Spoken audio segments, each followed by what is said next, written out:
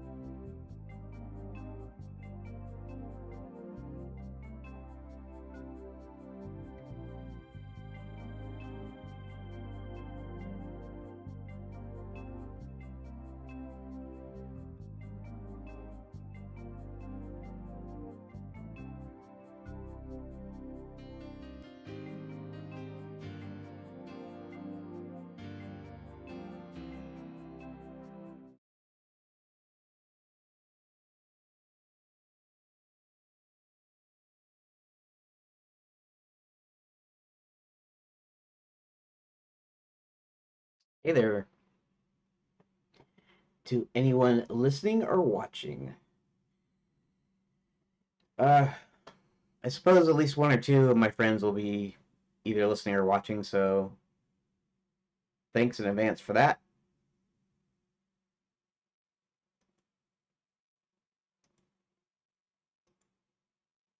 And okay, there we go. All right. I already reported to have 7 views, I guess, from me posting the link, maybe. I don't really know how that works. One concurrent viewer, and I'm actually also viewing on my own. I have it running in the background, so I can occasionally go back and check and see what people are seeing off of YouTube. So I don't know if that counts as a concurrent user, um, but anyways, it's saying one concurrent users since you can't see it because I have it. I'm on my webcam scene in OBS. Anyways, today today is not going to be a lot of development as far as actually working in Redot. But what I want to do is I want to finish this story, this narrative, um, and I want to finish it by tomorrow. And I only have a few hours. I have about 3 hours today, and I got about 4 hours tomorrow. And I actually have to come up with a bunch of stuff. Uh, if you don't know who I am, my name is Keith, and I usually use Ufgood as my nickname, screen name, username, whatever you're gonna call it. So whenever you see Ufgood with spelled with an H in it, because I thought that the spelling had a silent H in it for some stupid reason, which it didn't. Um, and if you, well, anyways, it doesn't matter. It doesn't matter.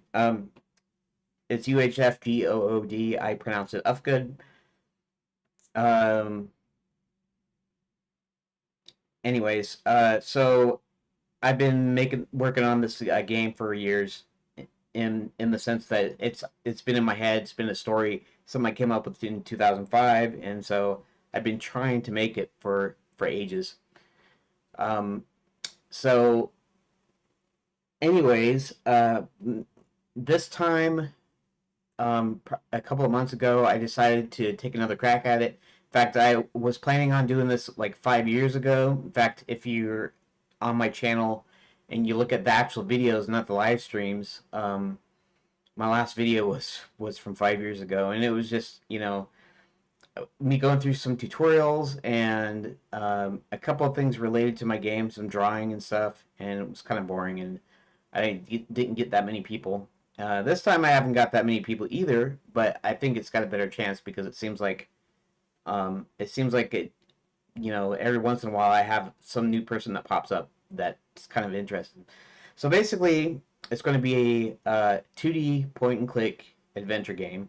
2D in a certain sense because at some point I want to make the backgrounds 3D, and the characters are going to be 2D hand animated sprites, and I kind of want it in 3D for a couple of reasons, like the camera, so I get free parallaxing. Just to operate things in 3D space, instead of 2D space. Anyways, it'll look pretty cool when it's done. But right now, I'm doing it in phases, and the first phase is the choose your own adventure style. It's the same story. It'll be a full game in each phase. Uh, but the simplest form of adventure is a choose your own adventure because all it's just pages, and it's you click on choice and or select the choice, and then you go to the next page or whatever. If you remember, if you ever played with HyperCard on a Mac, an old Mac, you kind of know what I'm talking about. Really, it's sort of like a website. Like you could make a game on a website with just HTML, and have you click on choices to go to different HTML pages. So this is kind of the same thing. And I'm using Redot. instead of Godot for various reasons, but it's kind of the same thing. And so uh, right now, I'm trying to get the a narrative down, so that I can develop the choose your own adventure style game. But um, I'll just give you a brief, quick overview. I guess I'm doing this a lot, so people that have been listening for a while or watching, um, they already know the stuff, and I'm sure they're getting tired of it. But if you bear with me, I'll go ahead and at least show you.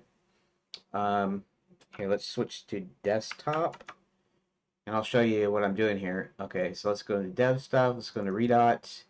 Let's start up Redot.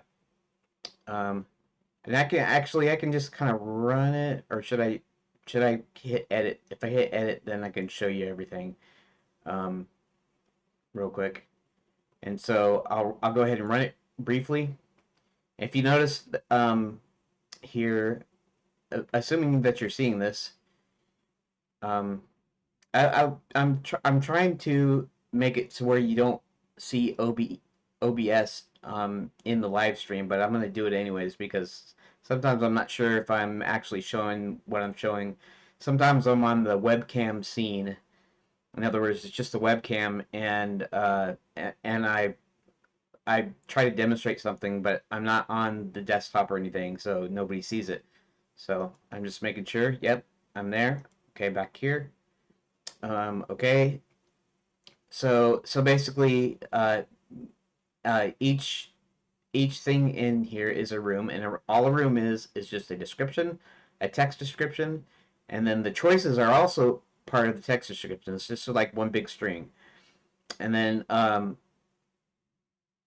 then you can hit a number. They just link to the number keys or the keypad numbers, and it shows you a description, and it gives you a choice of where to go. So we go here. You wish to go to the study, hit one, right? And this is where the study would be, and then 0 to quit. It's that simple. And this is just some code. The room manager actually changes rooms. Uh, it checks the parent. Um, if you want to go to a room, um, you just put in the room name, and then it will first check for the parent to see if you want to go back the way you came, and if not, then you go to the children's, because these are all set up as like a hierarchy. So halfway house is under start here. Start here is our basically a start deal. Main menu is also technically a room, and it's very very simple. And so yeah, there's that. Okay, let's I can close that. Let's go back to this. And okay, so I'm writing a narrative. Now I got like a few rooms there done there, but I used ChatGPT to help me with the adventure game roadmap, which is where I come up with the phases. But I also came up with like a basic timeline. So this whole phase is supposed to be done in basically a month. So that the end of January, I should have a complete choose your own adventure style game that you can just play. And I don't know, I'll probably upload it to uh, to itch.io or something, and maybe I'll make a web version, because Redot and Godot can actually what compile what's the word, can actually build to a web version, I believe. And so that shouldn't be too hard. I don't really know about the logistics of the I don't know how the 3D works on the web, so I don't know if there's going to be issues there or not. But anyway, so here we are. And also, if you don't know the story, I'll just do a really quick rundown so that I don't bore the people that already know the ins and outs of this thing. Um, uh, okay, before I do that, the what was I saying? Uh, something about the story. What was I going to say? Um, choose an adventure, blah blah blah.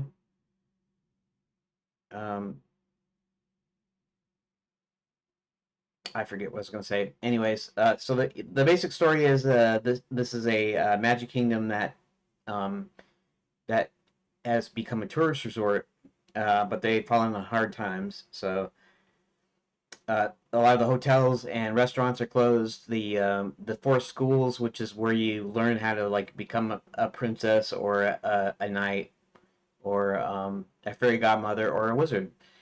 Those are the four things you can do in it, and they're kind of closed down. And the king starts acting weird, and someone has bought out Enchanted Land, so somebody else owns it, and and um, so we have to we're gonna come in and okay, so I guess I'm not prepared for today. I guess um, so basically we have this wizard named Hubert, and he was a friend and advisor to the king until the king started acting weird and sold enchanted lands, and so this wizard has to go out to an outside realm to find somebody he can trust. He does have one friend he can trust, but that friend isn't going to pop up until later because he has a particular set of skills. Not like Liam Neeson, obviously, but um, this is a fantasy comedy animated, all ages appropriate adventure. So, um, anyways, so I'm trying to get this story part done uh like by tomorrow because the timeline is stating that the first thing I should be doing is getting the story, and then tomorrow I or next week I break it down into different pages, different rooms basically, and then I implement it and then I test it. So we'll see. Okay, so at this point of the story, if you weren't here the last time, um, John, what John is a guy from our realm. He's actually the help that the wizard Hubert brings in to to help him figure out what's going on. So so at this point, he asks around, finds out the schools. Most of the schools were closed. Night school was left open so they could actually train the military. That the dragon started acting bad, because this is a vacation resort. So one of the things you can do is go and learn to slay a dragon, and all of this is done with magic. And the dragons aren't really evil, and they don't hurt people normally, but at this particular stage, they're all like they're like raiding villages and burning down crops and eating all the sheep and whatever. And there's this princess named Karen from a different realm that she was supposed to speak at Princess Prep, but she was kidnapped. And so John is here to find out what happened to Princess Prep and Night School. They used to call it Knight's Academy, but Night School sounds better because it sounds a little, it's a little bit of a pun on Night School, like the school that you go after hours or you go at night to learn stuff, uh, or whatever. But night spelled with a K. Anyways, so okay, so let's see where we're at. He learns. Okay, yeah, Princess Prep and Wizard U are both closed. Fairy God College is probably open, but they're training witches in there. Um, anyways, he finds his way into Princess Prep and manages to make his way inside and finds the headmistress's office. And looking under her desk, he finds a piece of paper with the words "Princess Karen of Verdant's itinerary." And after looking at the list, he knows at the top is an item saying that she was supposed to go to the Grand Enchanted Landian Hotel, which is kind of the big main, the big spendy hotel um, in Enchanted Lands. Um, John then starts hearing muffled sounds, and I came up with this deal where one of the plants had trapped the headmistress, so she's still alive, and he basically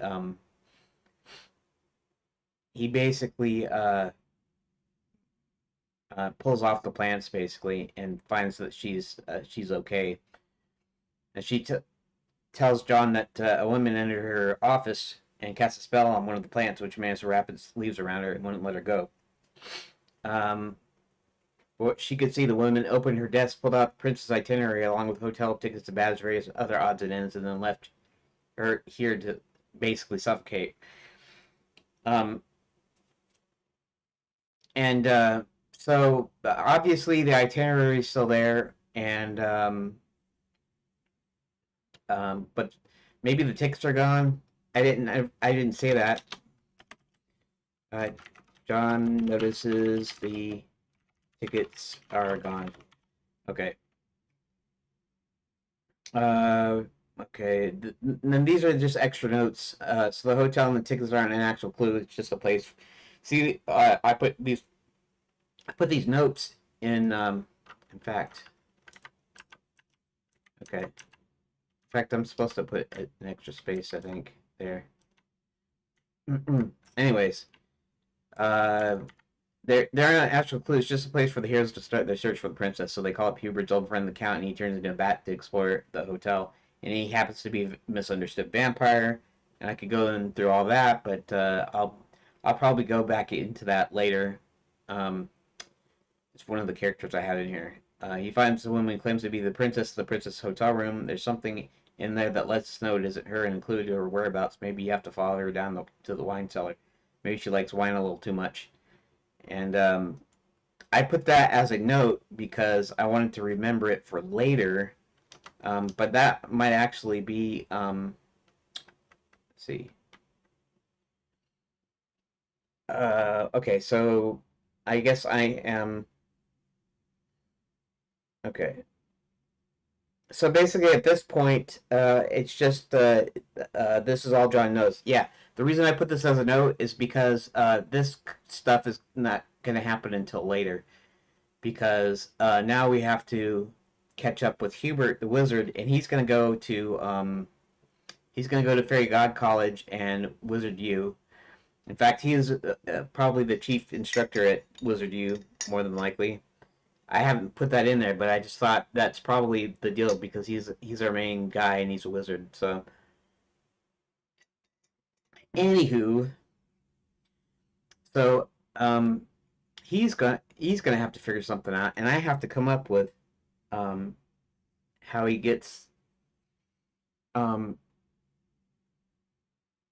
if he goes into Wizard U for a purpose, or if he doesn't go in there, maybe he needs to pick something up. And so basically, I'm trying to bridge this gap. So the first plot point is the fact that Hubert brings John into Enchanted Lands to help him. Okay, but the midpoint is where we find out the bad guy's plans. We find Princess Karen is going to find out information that she can uh, tell to, tell John and Hubert about once she is rescued. And that'll actually be part of the game. You'll actually be able to control her Hubert, and John. I have some other characters was going to plan on having you control. I was actually going to have you control the enemies too, the villains. I mean, um, and since it's an adventure game, the story's still going to go the way I want it to go. But I thought it might be a novel idea that you get to play pretty much every character, every main character in there. I'm not sure if I'll still do that, but I still have a long way off because the I have a phase. Let's see if I can. Let's see what would be the quickest way to pull it up. Recent adventure game phases. I guess this is the quickest way here. Let's go back up. Let's actually go back up to the top of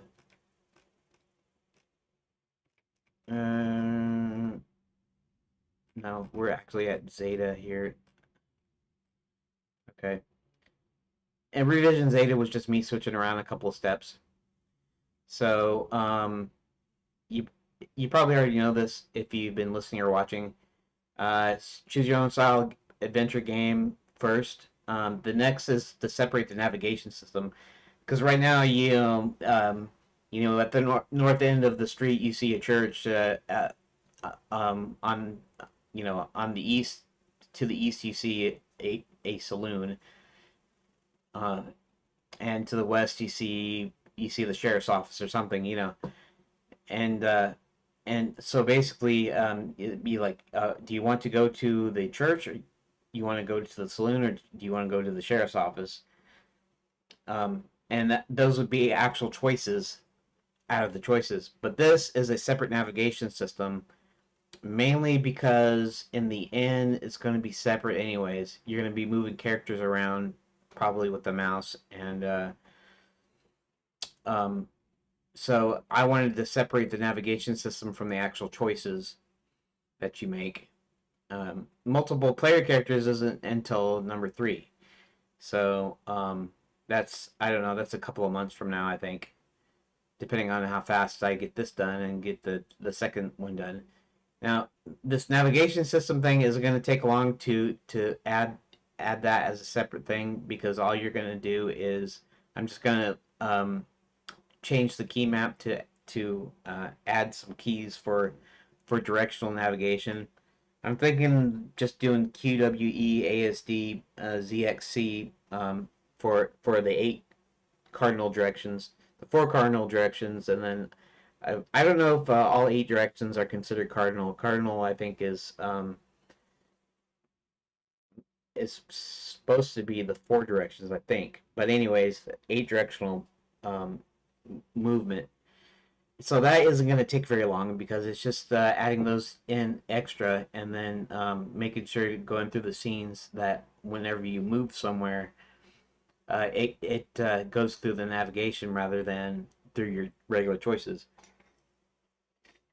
But the other thing I'm going to do, of course, is I'm going to take that story and I'm going to expand it out. It's going to be more rooms and more things to do, and it's just going to be generally bigger, but it's going to be based on what I have already, which means I don't have to do a lot to do that.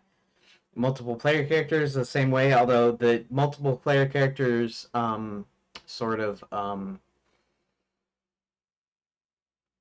the thing of a player character, the concept of a player character is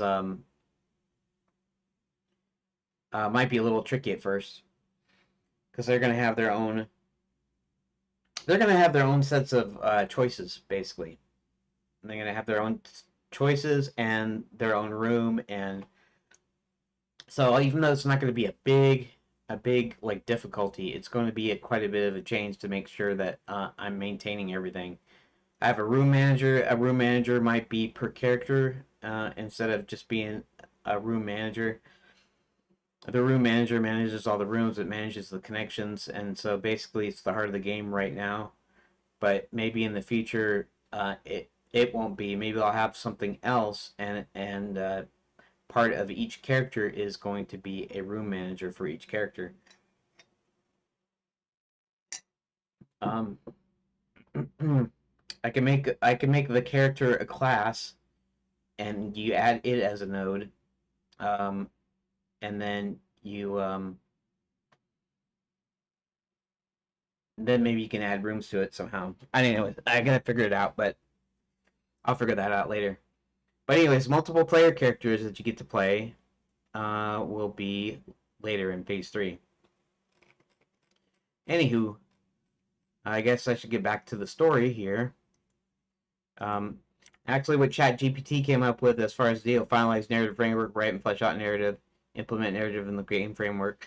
Well, actually, what I'm going to do here is I'm going to write and flesh out narrative here, um, and then I'm going to implement it into the framework. Uh, well, in week 2, I'm going to break it out into rooms, so it still won't be within in the actual framework until week 3.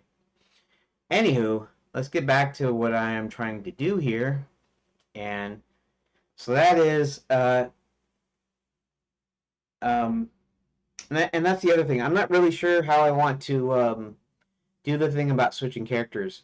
If you've ever played Day of the Tentacle, what happens in the beginning is they use the chronogon. All three, Hoagie, Laverne, and Bernard use the chronogon to go to different time periods, and because the doctor has used a cheap knockoff diamond, it breaks, and so each character is trapped in a different time period, and they can actually communicate through the chronogon by flushing items down the toilet, basically to other people, to the other characters, and I'm not really sure how I want to handle the multiple character thing, because what do I do?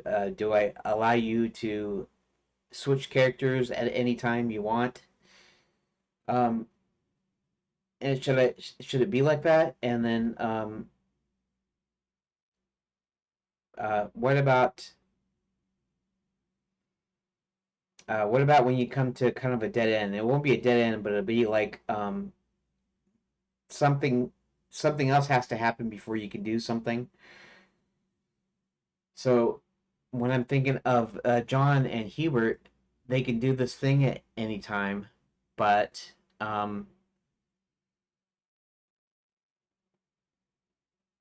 they both have to find stuff out, and then when they're done, so like how do you handle that? Do you allow somebody to switch character at any time? Just in case you're stuck, you can switch to a different character. Um, do you do like an alternate where, like, sort of like you do in a book or something, where you do a thing and then you'd be like, if I'd have a choice like John can't do any more right now, or it'd be a thing like the choice would be now that you found this out, do you want to go back? You want to rendezvous with Hubert, right? As a choice. And it might be the only choice because it's just the thing that you got to do. There's no choice here. There's nothing to do. You find out your information, so you need to go back, and so you click it, and then we switch to Hubert, and I can do that without actually switching characters at that in that case. I can do that here. Probably the way I should do it, right? Because this is the way I'm gonna write it. Um, okay, so after finding this information, John goes to rendezvous with Hubert. Oh, I don't remember how to rendezvous with Hubert. Okay, I guess that will be okay. Yeah. In fact, that's just how you would work it anyways. You're playing John, and then you'll play Hubert next, and that might be how you can just do it in a game anyways. It wouldn't be so much that you're switching characters per se. What you're doing is it automatically switches to the character. But the kind of the beauty of this bit of nonlinearity is if you get stuck somewhere. Now you're not really going to get stuck here with a choose your own adventure. That doesn't happen. Usually they have dead ends, and this isn't going to have a dead end either because the final game is going to have a dead end. So, but I can definitely do the thing where I'm not switching. I'm not actually switching characters per se. I'm just switching scenes that happens to have a different character in it. It's like you're still playing the same character. You're not playing, all three of them or whatever. I think King's Quest Seven did this ways. Uh, you played the Queen, and then you played like Rosella. If you know what King's Quest is, the what's their names? I forget. I forget now. It's been a long time since I've played any of the King's Quest games. But the family, um, what's I gonna say? Anyways, you play Rosella, and then you play her mom, and in King's Quest Seven, and they divide it up into chapters. So you're that could be how I do it too. In fact, I didn't even think about that. I was thinking of chapters anyways. I was thinking about separate games at one point, and I was thinking that it would be like chapters. I could do this like chapter breaks sort of thing, and so yeah, that might be a thing that I do here at first. So maybe this first version, until I get to the multiple player characters thing, at least will go like that. Anyways, um, meanwhile, Hubert heads to Lizard U, uh, which seems deserted. The doors and windows are shuttered and boarded up. Uh, okay, so now I need to come up with I need to come up with this part of the story. Okay. Oh yeah, the one thing I was gonna say earlier, and again, a few of you that have already been watching, listening so far, kind of know this already. But I was watching Double Fine Adventure documentary. Basically, the game Broken Age, which was the Kickstarter that Tim Schafer and his company Double Fine started. You know, Tim Schafer is the guy that used to work at LucasArts, and he's the guy that co-wrote Maniac Mansion 2, Day of the Tentacle, and like Curse of Monkey Island. Well, I don't know if he was worked on the Curse of Monkey Island. I don't think he did that. He worked on the original Monkey Island and Monkey Island 2, and anyways, so he kickstarted uh, an adventure game, point and click, that he made, and it ended up being called Broken Age. And they have a behind the scenes documentary. Like if you supported it through the Kickstarter, which I did, um, you got the documentary, the making of part on Blu-ray. And so I was watching it, and I really wasn't that impressed with it. It really didn't show me a lot of good behind the scenes stuff, specifically how he comes up with his ideas and whatever. You know, does he brainstorm? Does he, does he write off the cuff or whatever?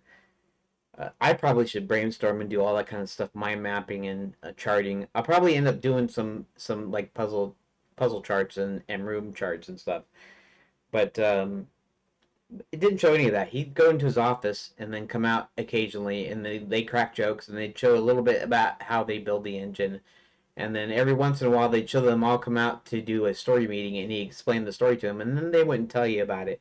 Presumably, they didn't want to spoil any of the actual game by telling people first, what happened in it. Why? Because of the internet, you can find out quickly and instantly almost how to play. And um, back in the day before the internet, and even the early days of the internet, you couldn't really find a walkthrough. You had to buy hint books, and you were relegated to um, whatever the hint book told you. And some of them were just actual hint books, so they only gave you hints. They didn't actually give you a walkthrough. And then when the internet came about, you started seeing more and more walkthroughs, and now you just get a walkthrough instantly. And so that part of it, the secrecy is kind of gone. So I kind of understand why they did that. They didn't want to reveal the game before it had a chance to be played. But I was looking at that, kind of going, the whole reason I supported it with this getting this documentary thing was so that I could see some of this behind the scenes stuff, and I wanted them to tell me how they went about, because I have problems like conceptualizing things, which is why I haven't actually finished this game yet, despite having started the story and everything and the characters in 2005 and then later in 2010, 2015, somewhere around there. Um, so um, so basically, I decided, you know what? When I do this, I'm gonna share all the spoilers. I'm gonna just gonna show how I come up with everything, and hopefully it's interesting to some people. Because I sometimes find this stuff fascinating, even if it's something I don't like to play or like to watch, like a movie. Sometimes I like watching just the behind the scenes stuff, and that's just what interests me. And so I decided that's what I was going to do here, which is what I'm going to do here. And part of that thing that's showing that is actually doing it. And originally, I wasn't going to do a live stream. I was going to just I was going to record it, and then I was going to edit and then put the updates online. And some of you guys suggested I stream, and so now I'm streaming. And although I don't know if it's the greatest idea or not, at least I have a couple of people. At least you guys are watching it, so or listening to it, whatever, which is cool. So, but because of that, also you have to kind of see or listen to the boring stuff. And by boring, I just mean all I'd be doing today is just it's 119. Okay, all I'll be doing today is writing the story. I'll be coming up with stuff on the story, and that's actually what I did on Tuesday. Tuesday, I didn't know what John was going to do because I could have literally just wrote him out. And John's one of the main characters. In fact, he was the main character originally when I was just going to do one main player character was John, and the rest of these would be NPCs. Actually, I could still do that again later too. But so I didn't have anything for John to do because Princess Karen finds out the stuff about Max's plans, and I really wasn't. Um, I really wasn't prepared. But the idea is since the princess was kidnapped, she's a point of interest, which means we have to discover um, why she was kidnapped and where she's being held and stuff. And of course, John not having a girlfriend, not really ever having went on a date, is intrigued because she is beautiful when he sees her. Um, and he actually sees her being kidnapped, but he doesn't know anything about her. And so Hubert sends John to night school and to Princess Prep to gather some information. And he does. He actually gathers some information. The schools are closed, and he gets into Princess Prep because Princess Prep is where she was going to speak, and so they figured that they would have some clues. He finds some clues. The clues, for instance, about the hotel, which is going to play into it later. And so now I'm just kind of making things up as I go. So I had to get from him coming into Enchanted Lands, and then them finding and rescuing the princess. And so I'm trying to do this in between stuff in here. So at this point, uh, John has a clue, and now I need to figure out the reason for getting into Princess Prep, or not Princess Prep, into Wizard U or Fairy God College. And if you don't know what Fairy God College is, it's for uh, for ladies that want to learn to be fairy godmothers, and because they're coming to the resort to kind of fulfill their fantasies. One of the fantasies is to be a fairy godmother, and another one's to become a great and powerful wizard. Another one's to become a valiant knight, gets to slay a dragon. and then the other one is to become a princess. And so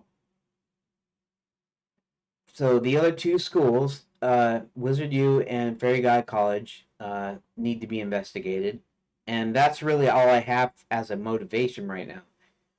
We're gonna find out when somehow Hubert's gonna get into Fairy God College, and he's gonna find out that there's a bunch of ladies there, like mostly tourists, are being held against their will and having to go through like witch training instead of fairy godmother training. And I'm not even sure what I'm going to do in there. I There's some room for some funny business going in there, like you know, spellcasting 101 and how to ride a broom properly, and you know, they're going to be forced against their will to learn these things, and probably it's probably going to mirror some whatever classes would be in the fairy god college. In other words, like spell casting, because that's what a fairy godmother does. A fairy godmother bestows some gifts on some kind-hearted girls like in Cinderella or something, or whatever. And so the stuff that they do in that will kind of mirror the stuff that they're being forced to do like witchy stuff. And and in fact, it's being head up by Violet Moonshadow, which is our main villain Max's kind of you might say henchwoman or number one, uh, basically his partner in crime, you might say.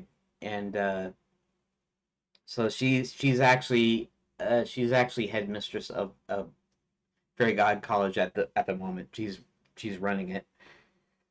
And Hubert is going to find that out. And I still don't know what's going on with Wizard University. And may not to do anything in it if I can't come up with something like today. And really, it's got to be something relevant, kind of relevant to the story. Because at least with Fairy God College, I already know, because Violet Moonshadow, she's training witches, she's hiring werewolves for an army. She's hiring trying.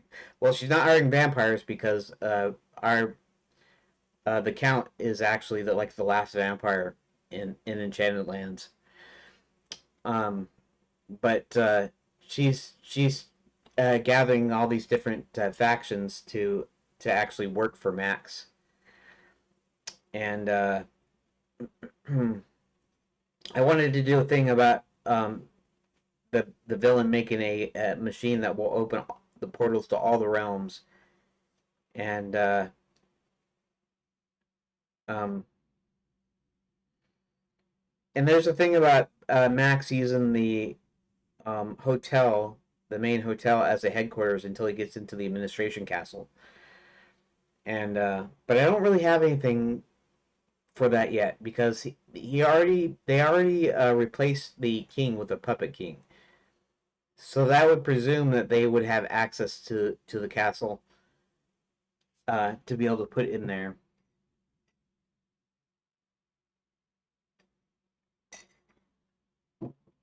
So I don't know.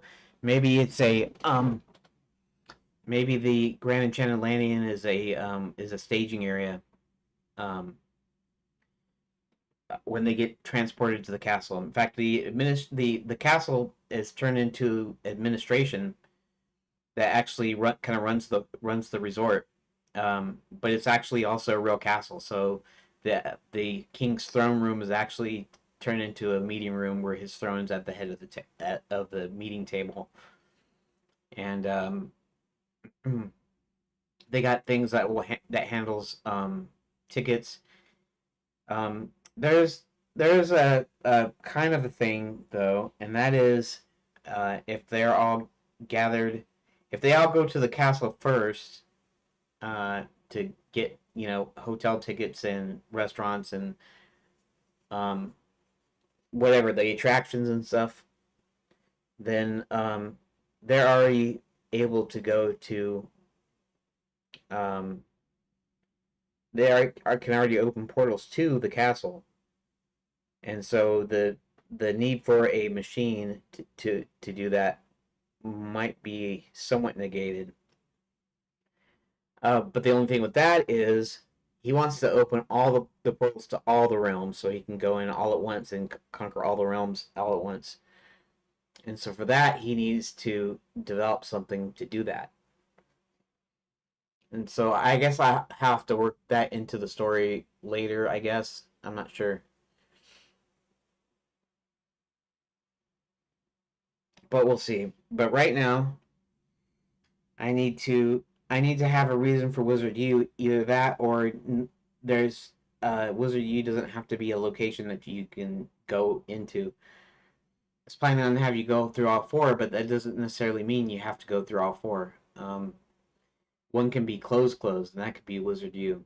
Um, then again, Hubert might need some items from Wizard U to actually help him, and I have to somehow come up figure out something with that. So that's where I'm at now. Um, I am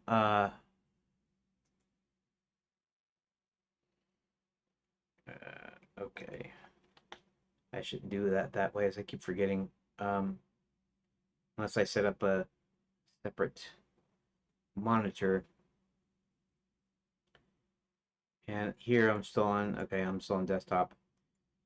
Okay, so I need to figure out: do I want Hubert to go into Wizard U for some reason? Um, he's got his own home. His own home has his magic hats, and that's going to be another feature of the game. At least later on, maybe not earlier as much. Is the hat system. So you have to wear certain hats in a certain order to for develop spells, and then along the way, for Hubert to figure out spells, or for the player to figure out spells, they're gonna have to see the spell somewhere. Um, the hat configuration, and then to be able to pick out the hats to use for that. Um, so that's something I'll do later. Um, so let's see, Wizard U. Is there would there be anything significant in there that I would need for my story, or is there something that I can make up as a reason to go into Wizard U? I mean, other than just figuring stuff out. In other words, instead of just um, just because it's there kind of thing. I suppose if he's looking for answers, he's got to go in there anyways. So that's part of it. Um, Now, John was able to go into night school and get in there because they're actually in there actually training the military for Max. So they're using real weapons and can actually hurt each other, kind of thing. Um, but he's able to get in there, get some information. He's able to get into Princess Prep because the idea is we need some information about where she's being held. But this has nothing to do with Hubert, Wizard U, or Fairy God College. Uh, so I'm not sure. I'm not sure what I should be doing here. I could work on Fairy God College first because I kind of know what's going on in there.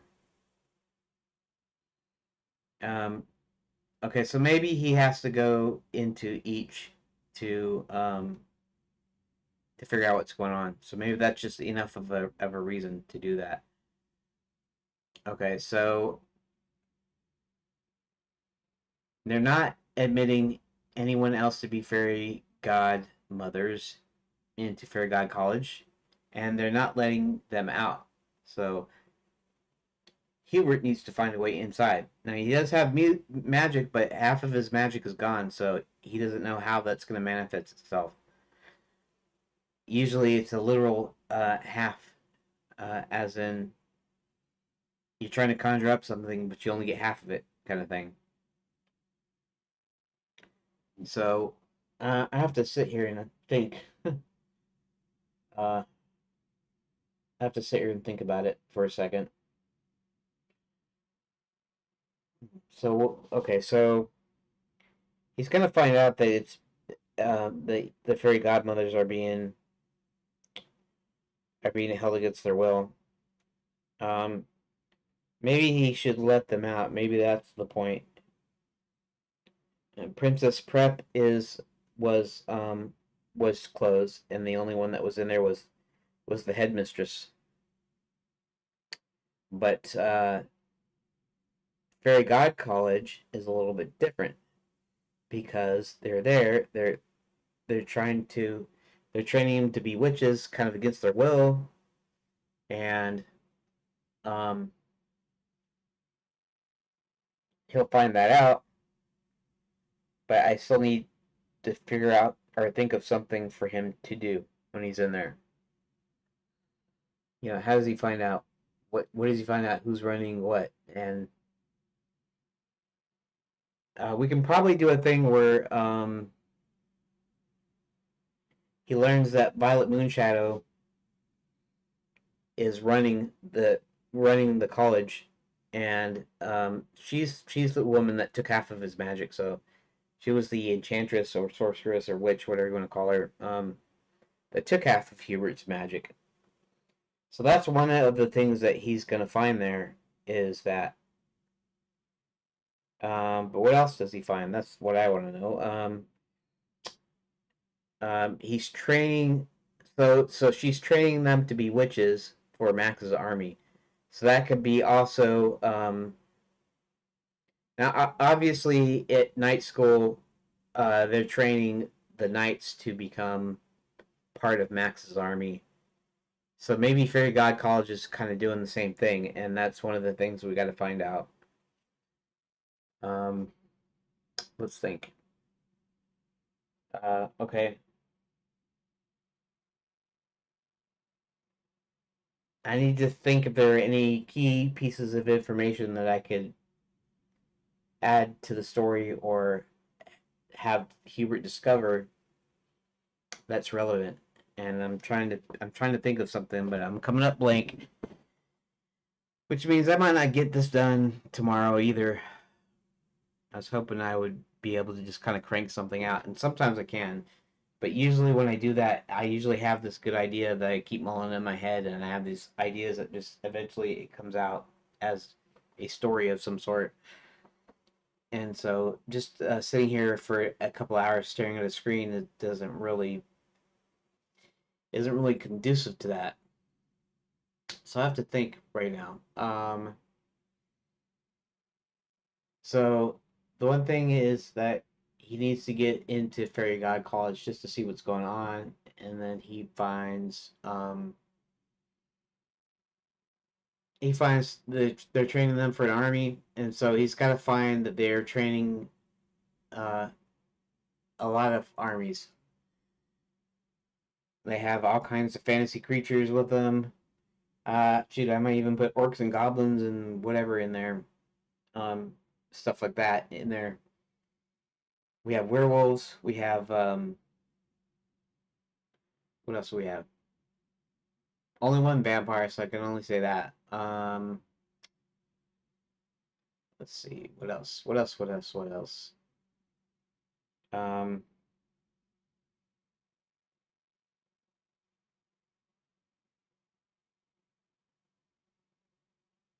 okay, so maybe there's an office, or maybe there is.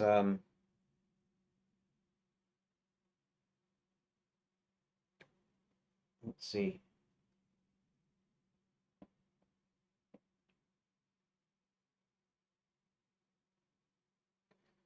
So he needs to find out that there's an army. Now, the one thing I could do is like I did with the the itinerary at Princess Prep, I could do a similar thing where you find some documents showing the hiring of well, I had this thing that I was going to do in the Princess Prep part, which is that maybe John was going to find like some sort of invoice because they have to fill them out in triplicate or whatever. You know that old thing where they always show, at least in really old movies, where they have to fill out something in triplicate, some sort of form like insurance or something. Because back in the day they didn't have copy machines. They did do carbon copies for a way back. Carbon copies are just basically you put the carbon paper on the top, and then you can transfer uh, the one thing to the other. I forget how it works exactly, but it makes a copy of what you're trying to copy. Um, where was I going with this? Uh, oh yeah. So the joke is with the all the red tape, they have to fill everything out in triplicate, and so maybe Hubert finds an invoice for, like, okay. So what I was gonna say is John finds an invoice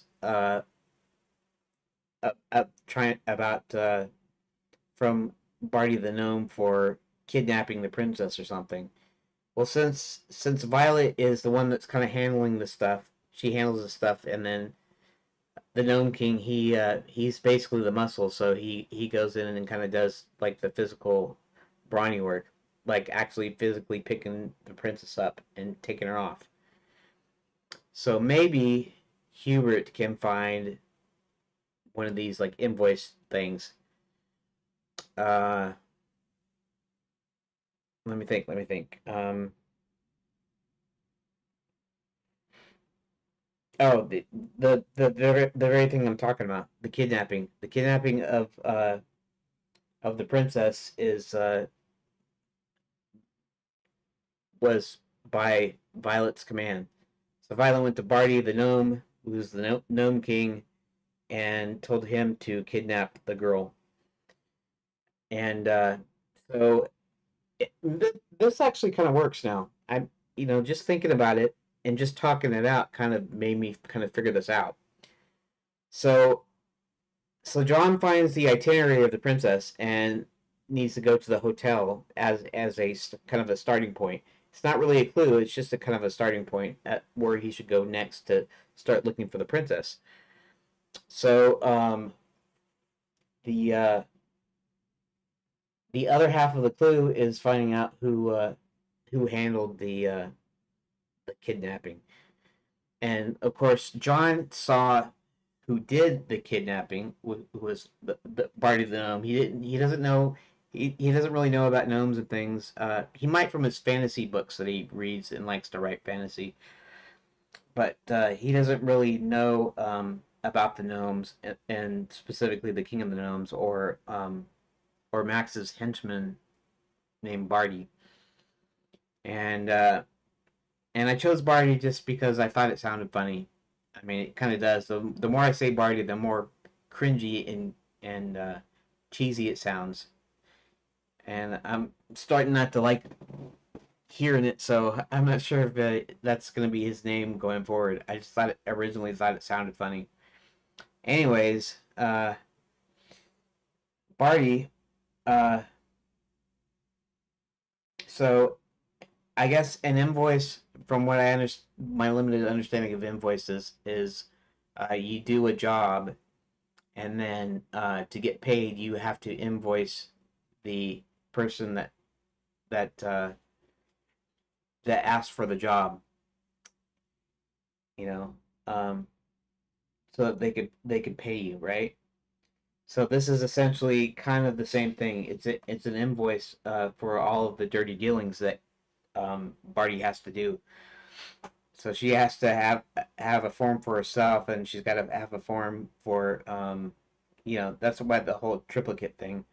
So they have the form for Barty to do his dirty work, and yeah, normally you wouldn't have um, if you're talking about in modern day, you wouldn't have a receipt for Hitman. You wouldn't have an invoice like a Hitman wouldn't have an invoice. Maybe they would. I don't know. I don't know if that's actually a realistic thing. I don't think it's that realistic.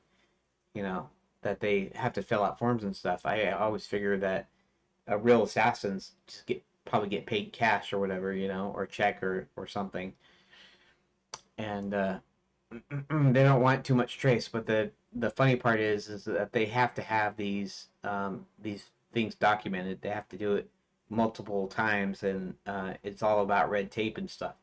And so that's kind of what makes it kind of inherently funny. So so Barty invoices Violet for kidnapping the princess, and so that's one of the things that Hubert is going to find out. Okay, so now I have to figure out how he finds out the information and what it kind of means, because John goes in and when he comes back, he's gonna have the count turn into a bat and go and fly around the hotel to see if he can spot the princess. But so far he hasn't come back yet. He hasn't rendezvoused with Hubert yet, and then Hubert doesn't know much, but now at least figuring out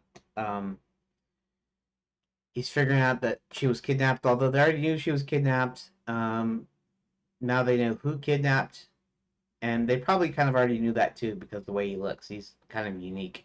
He's shorter than a dwarf, and he's greedier and meaner, and they look like those little garden gnomes. And anyways, so okay, so there's this form, this invoice that he finds because he hasn't paid Barty. She hasn't paid Barty yet for his services. Okay, so there could be something to do with that. Um, Let me think. How does knowing who kidnapped her help our heroes? How does it actually help them? Because I gotta it's still gotta kind of move the story along, and there's still gotta be a reason for it to be there. So I guess you can give me a minute here. I'm not breaking or anything, but I need to think for a sec. Uh, um,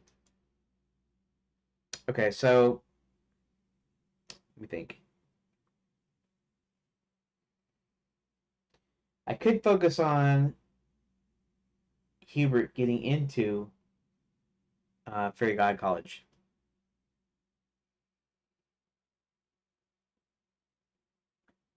And maybe he doesn't know who it is just yet. He doesn't know that Violet Moonshadow is the one that's running it because she's the one that took his magic. And unless she's there and he can confront her, but since the Fairy God College is actually working, that means at some point she's got to come back, and he's got to at some point bump into her. I'm not sure if I'm doing that here though. Um, Let me think. Maybe she does. Maybe she's about ready to capture him too, and maybe that's the thing that can happen. Um, Now I wasn't going. I was thinking maybe there's a reason not to go into Wizard U, and I don't necessarily have to go into all four schools. But one thing I could do is, as he's exploring Wizard University, he picks up a few things he may need later. Magic related things. So so that when he is maybe he's caught in Fairy God College. Maybe. Um. So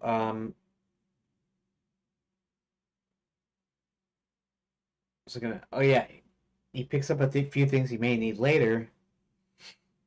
Okay, so that's the only kind of weird thing, when you're designing puzzles, and I know I'm not designing puzzles here, because it's just going to be, you choose this and you choose that.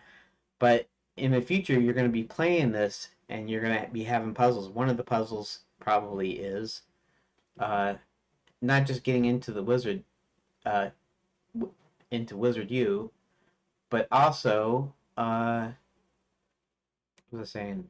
Um, I'm sleepy today for some reason. Maybe I didn't get enough sleep last night. But so okay, so a puzzle might be him getting into the hotel, and then what's he trying to do now? He's gonna learn that. Hmm. Yeah, now I'm just my brain's just kind of losing it now. Um.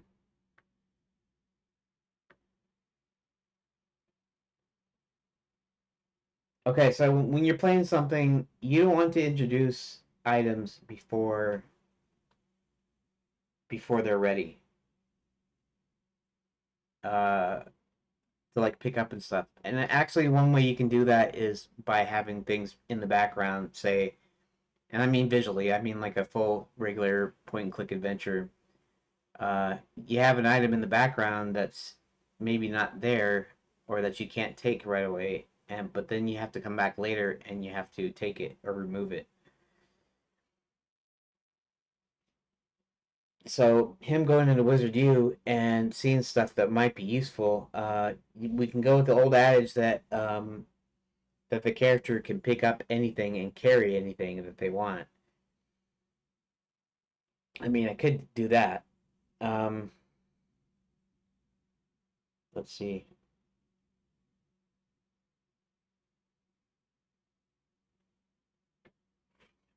Hmm.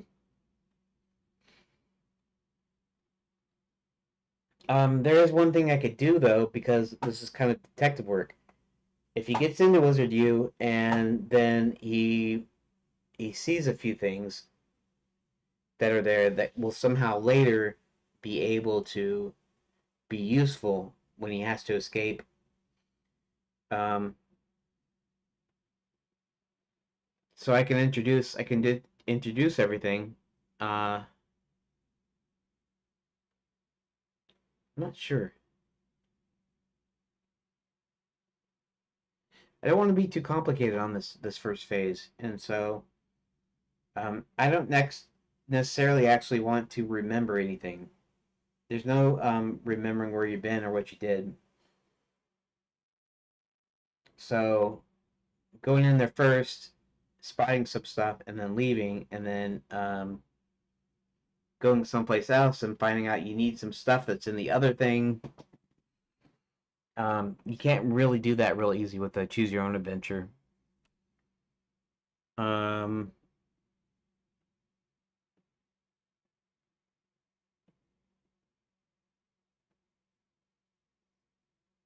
I still have to think about it, I guess.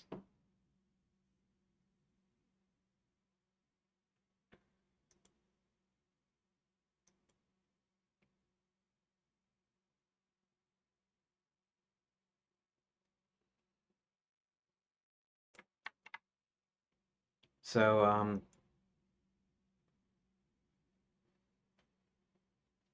yeah.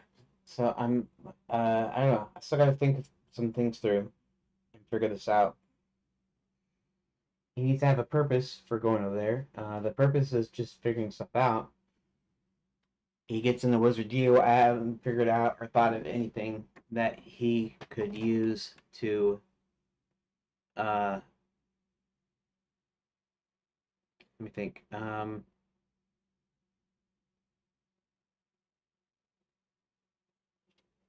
Okay, pardon me. Um, Okay, so he's okay. So this is gonna be a big deal. Okay, let's do something here. Here, let's go back over here, and I'll show you. Let's go back up to uh Hubert's story. In fact, I should be doing this anyways. Okay. Apologies for the stuff. Maybe as I do this more, I should get better. Okay. So I guess I'm gonna go with the second revision plot points, which should be fine enough here. Oh yeah, earlier I was kind of worried about, hey, I'm not going from zero here. I've created these characters, I created their plot arcs, and I basically created everything already. So you won't get to see my process for coming up with my story stuff. Well, actually, I left plenty of room for the story stuff. I kind of did that on purpose so that in between the plot points is what you actually be playing. Um, Hebert.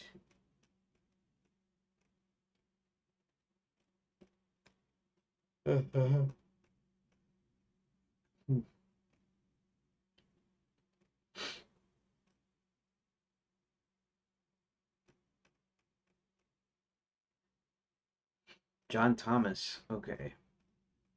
He sees a beautiful girl and instantly he wants to go after her. That's fine. Uh, the Count.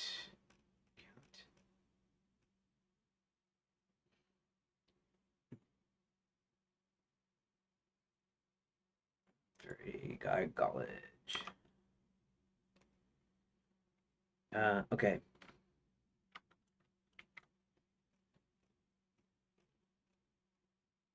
Hebert.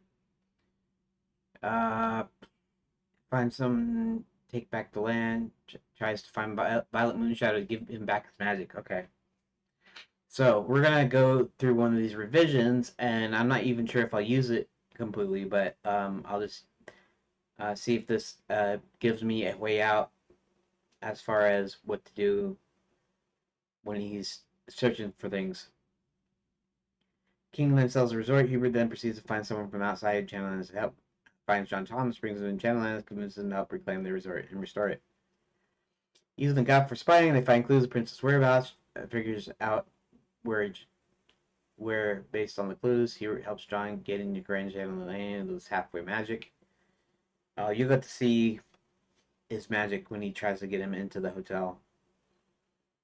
When Hubert learns of the plans, he gets rolling to help John into the mines. Hubert finds a way the wizard use the library to get plans to the administration castle.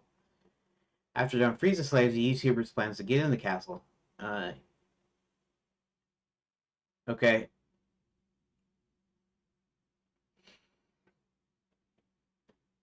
Okay, so they haven't got into the castle, and the castle is going to kind of be a big staging area. And originally, it was going to be the hotel. The hotel can still serve as a hub on the ground since the administration castle is up in the air in the clouds, and Enchanted Lands is down on the ground. Ergo, the the base of operations is down on the ground. That means they transport between Earth and what was it saying?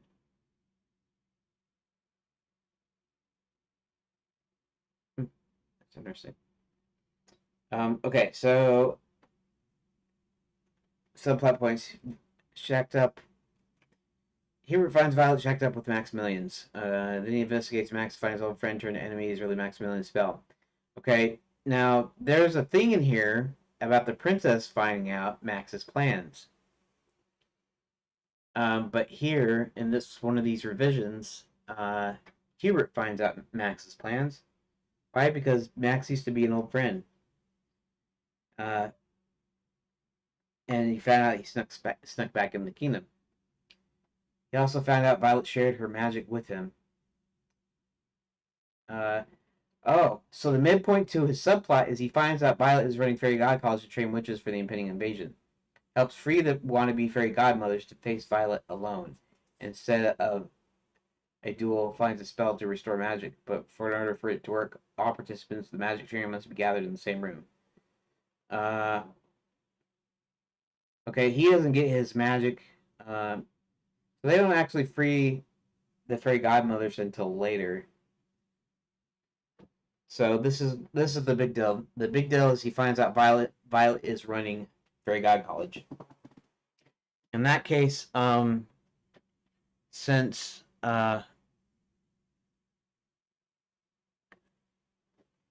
that means that at this point Violet is not there at Fairy God College, and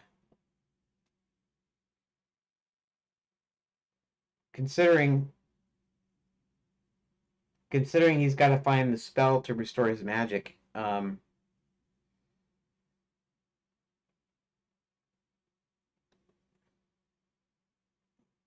And the good part is Hubert can still threaten Violet with his magic because it's halfway magic, so they don't know what they're gonna get. You know, he could have a spell that would zap her with lightning, and maybe you don't only get part of it. Maybe it only happen every so often. Maybe yeah, you know that could actually be a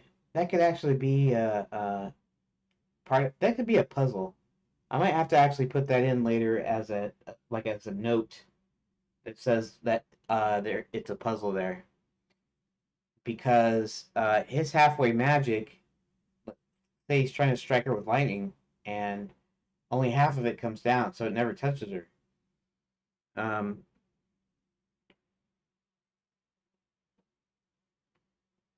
yeah, and that could be a puzzle. A puzzle can be how does he figure out how to finish the spell or how to make the spell work regardless. That's actually not a bad idea. I have to think about that. Uh, okay. Running Fairy God College to train witches for the impending invasion. Now there are going to be people there. They're going to be uh, pretend fairy godmothers or fairy godmothers to be, or however you want to say it. They're going to be in there. They're going to be little old ladies that are in there for one of their vacation fantasies is to become a fairy godmother. Um, and so they learn that, but then they're all stuck in the school, and so and really at this point too is he's not able to free the fairy godmothers from the college because we need all of our guys together in concert to be able to do that. Um, but uh, later he helps free the fairy godmothers. Uh, okay, so let's think about this through. Okay, so he finds that out. Um, okay, so maybe now he has a spell book at home. So you'd think the spell book at home, he wouldn't need to go to Wizard U to find the spell.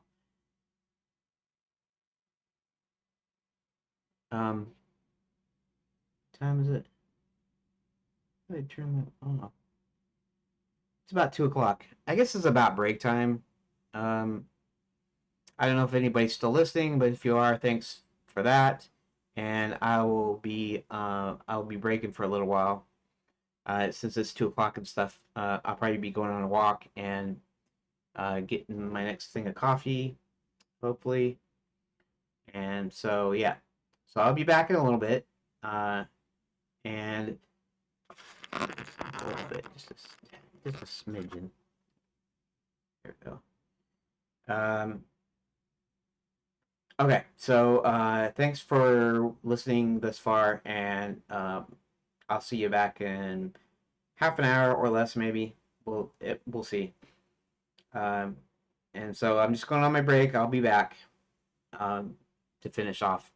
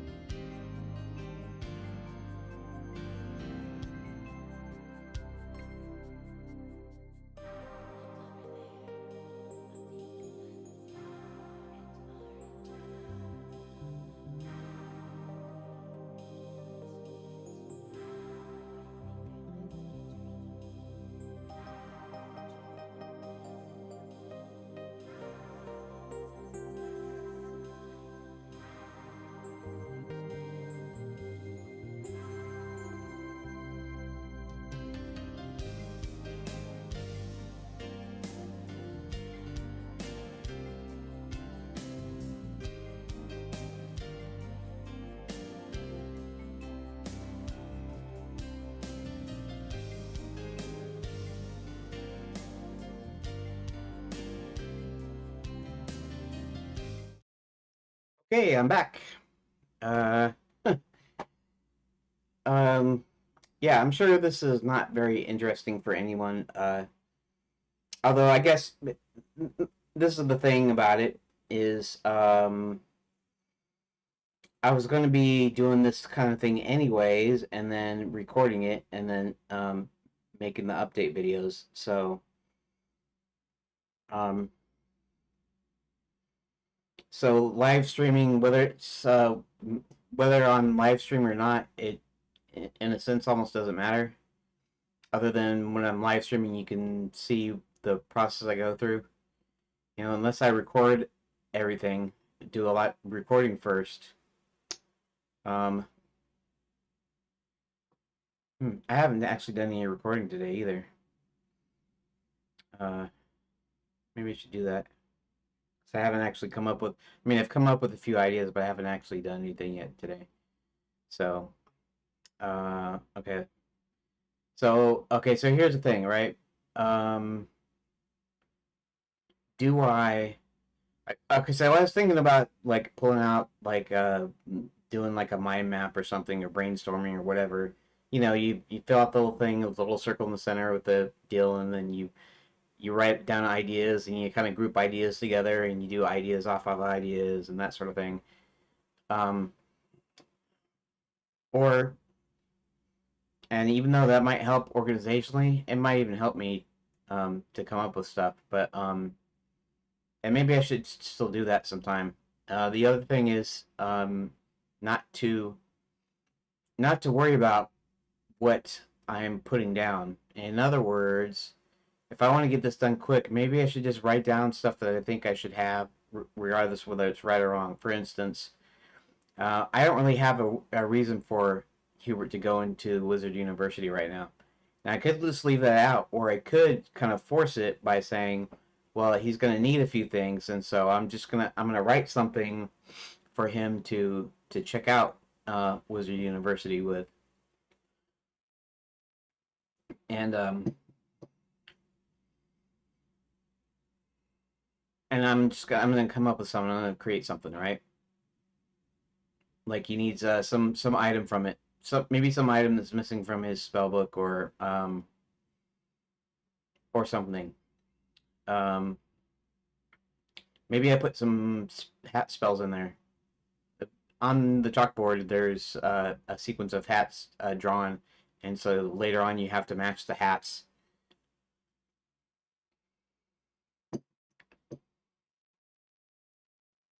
And yeah, and it's kind of interesting because you're not going to be picking up hats in this version, this Choose Your Own Adventure. So basically, what you do is you'll see it, and then when you have to use it, it'll be like, how do you want to arrange the hats? Do you want to do it this one, this one, this one, this one, this one? You know, the combinations of the hats.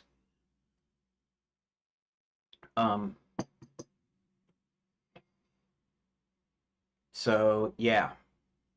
Um,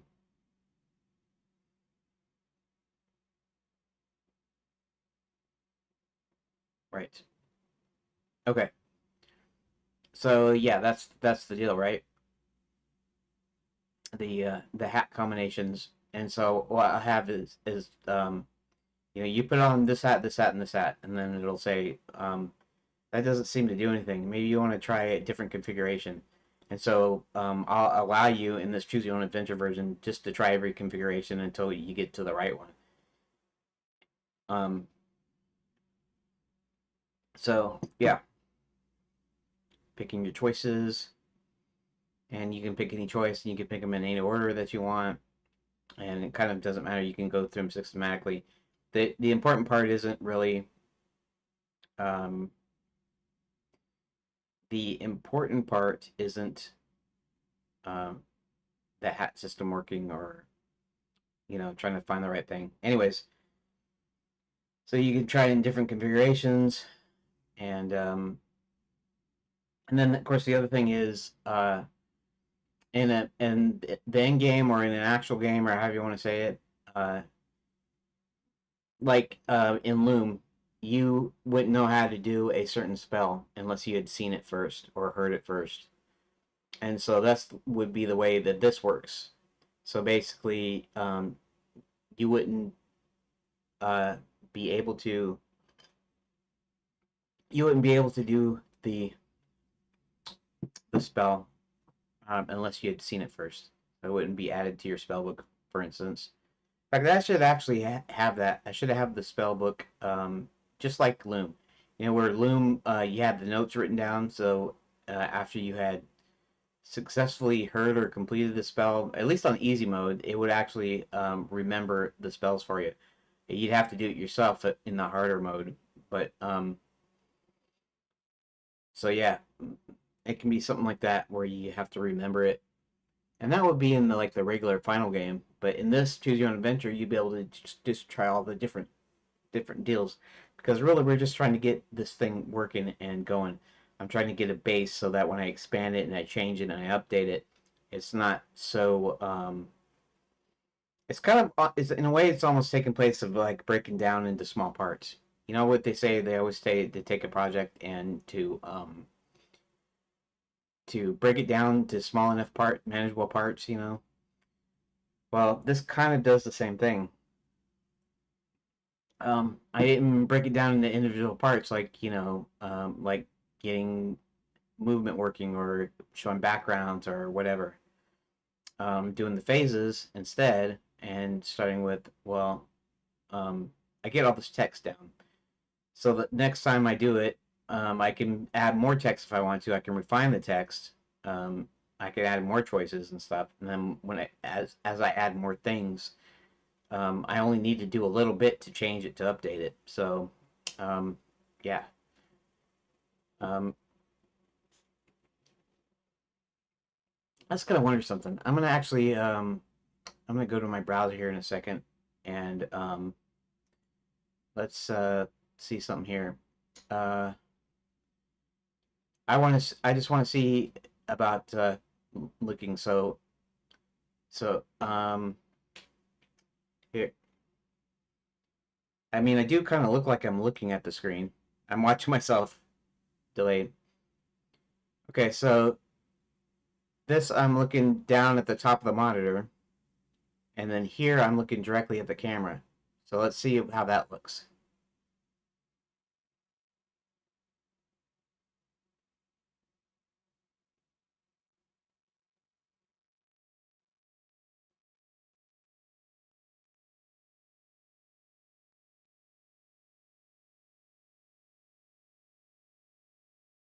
Okay. Uh, okay, so I should still look directly at the lens because then I'm looking at you. I'm looking at you if you're watching, which you might not be. There might be nobody watching. Okay. So, so here's the deal. So do I just start writing, and sometimes they suggest at least when you have writer's block and it's like you're writing a story, a novel. I am writing a narrative deal here. I'm not actually writing the interactive game portion of it. I'm just writing a story. And so I can just write down what I think and just kind of force it and say, well, he's gonna have to look at this, and then he's gonna do this, and then he's gonna need to do this, and yeah. One thing I got to consider is I don't have any inventory. I can't carry things. I can't save items. There's no like saving items here. It's just he does something, he picks a choice, he does something else, and I can go back to the previous daily, but it has no memory of me ever going anywhere or picking anything up. So when if I want to make him go into Wizard University to find a spell that he needs, I have to first go somewhere that shows you that you need the spell, and then I have to make sure that you can only go to the other when you uh, when you do the spell, and you can't go back to it, and so that makes it kind of difficult. So, because you might go there, you might go to the deal and say, okay, so you're at two crossroads. To your left, you can go to Fairy God College. To your right, you can go to Wizard U. And then when you do that, um, now you can't go back to. If you're wondering where my eye is kind of wandering a little bit, it's because I keep looking at the uh, Logitech little Logi. Uh, it's like a half word. It's like a logo called Logi or whatever. I keep on looking at that, reading it instead of looking directly at the camera. So even now, I don't look like. Hopefully now I look like I'm looking at the camera. Anyways, so here let's bring this down just a little bit. Okay, um, so basically, if I want to do a thing where it does any order, what I have to do is I have to do two separate cards. In other words, if you choose the Fairy God College first, you go through it. I can't go back to the crossroads where you're going to the Fairy God College or to Wizard U. I have to do a new crossroads card based on which one you did first, and so that makes it kind of tricky, a little tricky. It's not really tricky, but it is kind of. In this narrative, I can just say he does one and then he does the other, but then when I actually implement it, still have to keep in mind that that if I want a choice to be remembered, or if I want to do something based on which choice I chose first, um, I I have to realize that if I want to go back to do the same thing again, I'm going to have to create a different card. So like in the game, I don't know if it's not still up yet. I guess I closed it. But in the game, you start in the foyer of Hubert's house, and to the left you can go to the study. To the right you can go to the hat room, and north you don't really go north because there's nothing interesting up there, and it says so. But when you go to the hat room, you can actually go back to the foyer. When you go to the study, you can go back to the foyer. Now, if I have them, if he needs to pick something up like an inventory, then what I need to do is I need to kind of wait for that contingency. Like so I be going to two different things. So let's say I go to the study and I pick up a book, and then I go back to the foyer. Well, the foyer is going to be a different foyer now because I picked up a book. Um, so then if I go back to the foyer, if I go to the foyer after picking up a book, for one thing, the study has to be a different study room. It's got to be a different deal. So with the book removed, with you holding the book, um, the foyer is got to be a different foyer from the one it was originally because you took the study route. Now you go back to that foyer. You can go back and forth in between the foyer and the study, but it's now the new study and the new foyer. And then the other thing you can do is and you can leave too. Eventually, I can do a thing where you leave, but you can also go to now you can go to the hat room. You go to the hat room, you do anything in there, then when you come back, it's got to be even different for you and a different study because now you got both things. Um, so now you got whatever you got from the hat room, and then whatever you got from the study. So we can go back into the study. Um,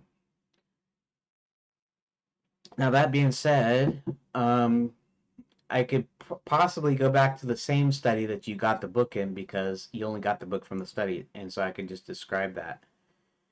Um, but uh, now when you leave, you're gonna have to leave through a different way. It's gonna have to be a different exit, you know. So it makes it kind of complex for doing a choose your own adventure, unless I only allow you to go into one thing, or unless I have a thing where you don't need to pick anything up. So remembering locations is a big deal, and that should be part of a phase, maybe maybe when you do the individual directions, maybe I gotta start putting a deal where even though it's not inventory, it's gotta be able to remember what you did. Um, and Otherwise, I make it like not a choice. And kind of usually what happens is in a choose your own adventure, um, the uh, um, the choices lead to ends. So you might have several bad endings and only the one good ending. And so be like, okay, you're faced here. You go to a crossroads. Where do you go? Left or right? When you go left, then you're going through a completely different branch, right? And so you basically follow it to its logical conclusion. So whether it's a bad ending or a good ending, but you're heading toward an ending in that case. So maybe I can just do it that ways. I wasn't planning on having actual dead ends or endings in this version because eventually you won't. Eventually you'll be able to go back and you'll have inventory and you'll be able to pick up stuff and you'll be able to do things like that. So, uh, not really sure, you know. Um, yeah, I'm not really sure how. You know what? I'm gonna have to look up some choose your own adventures so I can see how that works.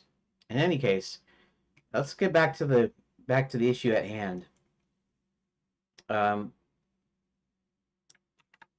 okay, so the question here is, do I pull up a mind map and then start brainstorming ideas um, and then write some stuff based on that, or do I just kind of force the story and just so I can write stuff, just so I can get it done? You know, I just come up with stuff and I say, okay, he has to do this, and then he has to do this, and then he has to do this.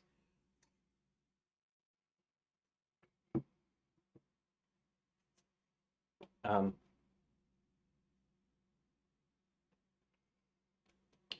Maybe I have a shut off too. Um, he goes to night school. He goes to Fairy God College. No, no. John goes to night school, and he goes to Princess Prep.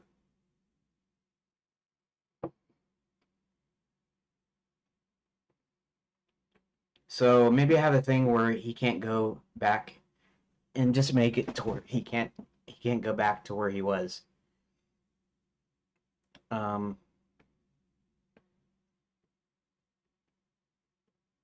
no, because he's got to do both, and if he's got to do both, he's got to be able to do both. Hmm, that's an interesting conundrum, huh? Because how do you write a choose your own adventure where you're not actually going towards an ending, where you can actually go through one and then you go through the other? You have to still have to go through both of them, but you can choose one and you can choose the other. Um, I'm not sure, except you go to the one and then you go to the other. You don't get a choice. I guess that's the only other thing to do is not having a choice.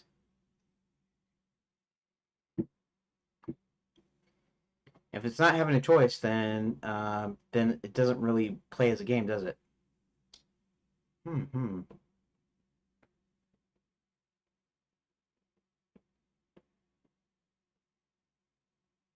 I have to go and read an actual old Choose Your Own Adventure. I actually have one somewhere, one or two, somewhere. Um, and hmm. Yeah, that's the one thing that I didn't see. Um,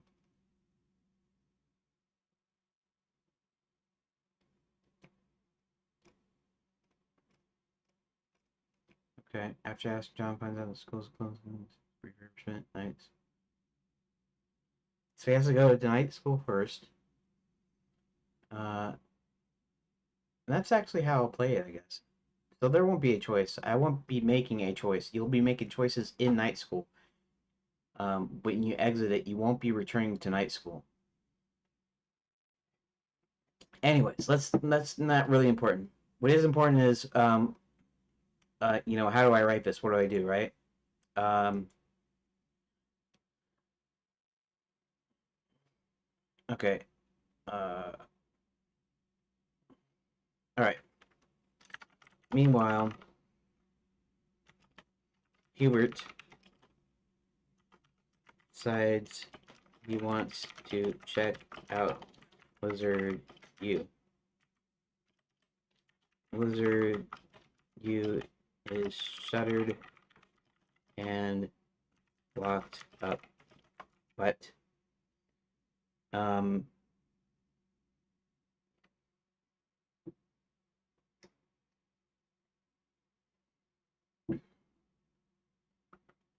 let's see. Yeah, I guess these things are they're just going to be single deals, and when you do a choose your own adventure, it's got a dead end, I guess.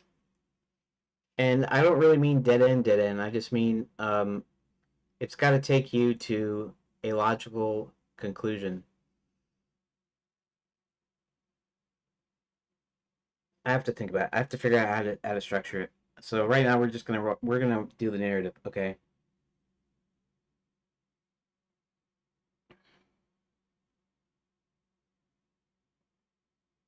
Oh, there's one other thing that I could do. Remember how I was saying that you do a thing where you have to do more cards because of the way that you went? Um, the one thing I could do is I could still do the same thing here. Let's say Wizard U is shuttered and locked up, but I still need to find a way into it. Let's say I go to Fairy God College afterwards, and I go to Fairy God College afterwards. I get in there, I find some information that allows me to find a way into Wizard U, and then I use that to enter Wizard U, and I could do it that ways, where I don't have to have like multiple different things. I just have a deal. So you say go to Wizard U, and he goes to Wizard U, and it says shuttered and locked up, but you can't find a way in. Then you return back to to the crossroads. Then you go to Fairy God College. Now you go to Fairy God College. You go in there. You find out some information. Then you leave, and now I need a new Wizard U card, but I only need the one because it was locked up originally. So you only need to go to that Wizard U if you pick that. If you pick Fairy God College first, then the only one you're going to is the other Wizard U, and I could do it that ways. And I think I will probably do that ways.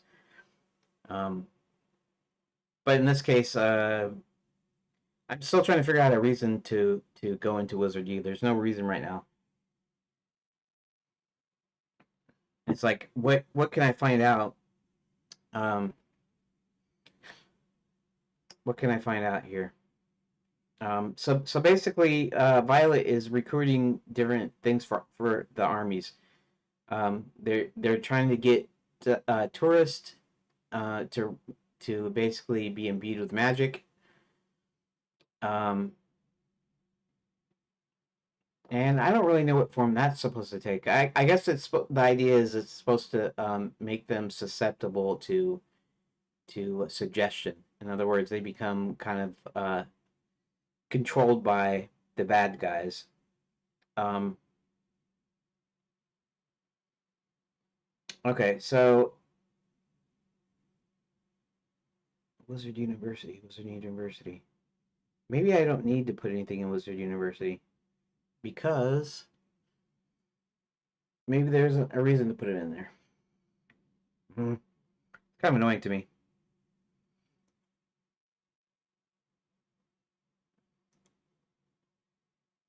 And it's fine if nobody's watching or listening at this point. I don't have a problem. In fact, I realize that there's going to be a lot of times like this where I'll have something that'll be totally boring, and I'm not really making progress. I still got to make progress today somehow. I got to make progress. It's already 3 o'clock.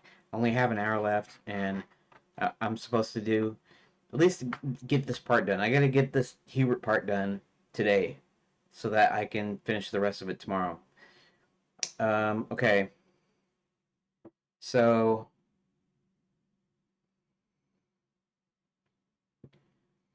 so Harold's magic is part way, and so what he needs is he needs a magic device that's not encumbered by his own magic. And since runs on Quicksilver, it's got to run on Quicksilver.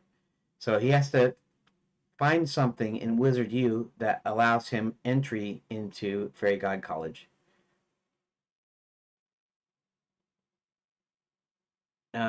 He wants to check out Wizard U, shuttered and locked up. Okay, so I still need to find a way of getting him in there. How does he get in there? Does he just open thing and climb in the window? Can he do that?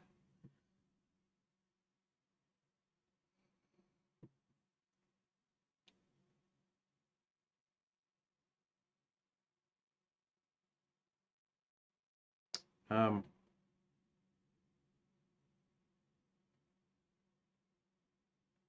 okay, so this is kind of where you gotta think like MacGyver. Now, I know you can't pick anything up. That's not really an issue. Um, but to think of some idea of see some here. Okay. To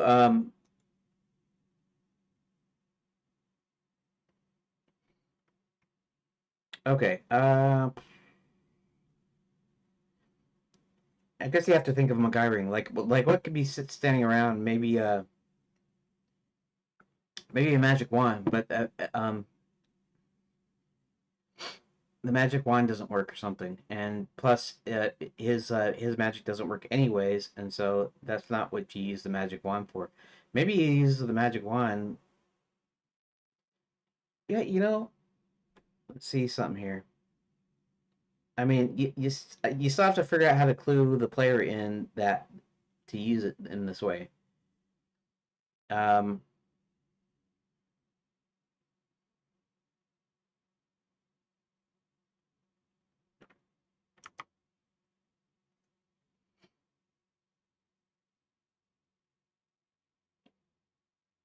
excuse me. Um, well, I just thought of something.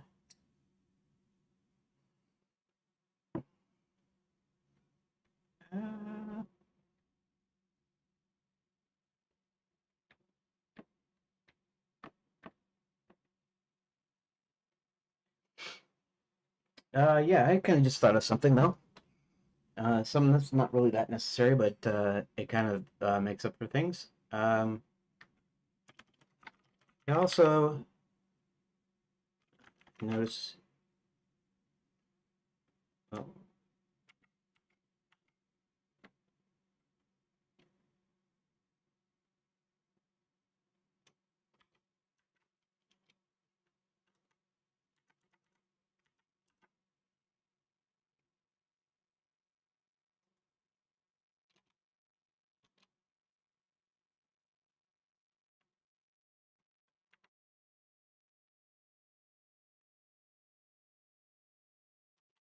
okay. I already had this in there, so there we go.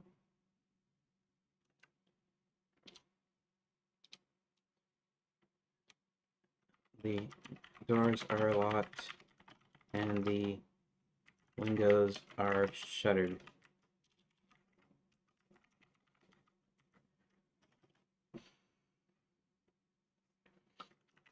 Looking around, he notices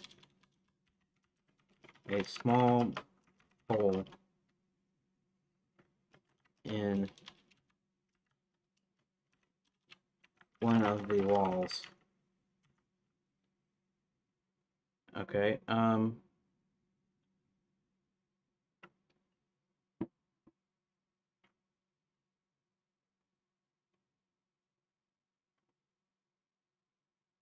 okay, here. At first, he doesn't think much of it, but then notices something in the entrance of the hole. I don't know what you call that. The threshold of the hole, I guess.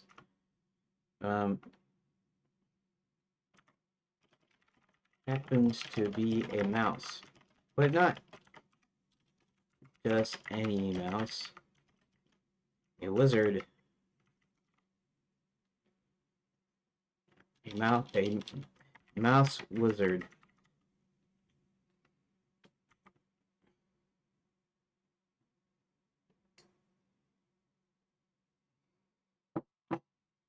Um,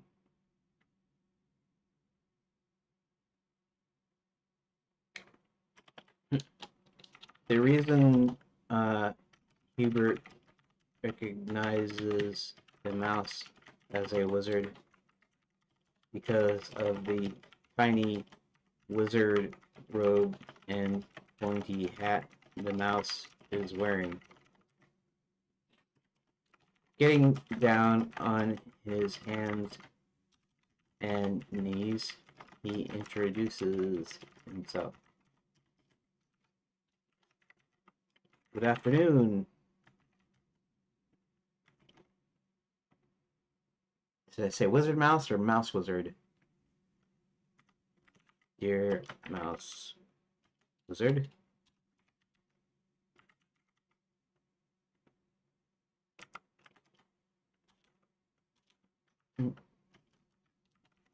Good afternoon.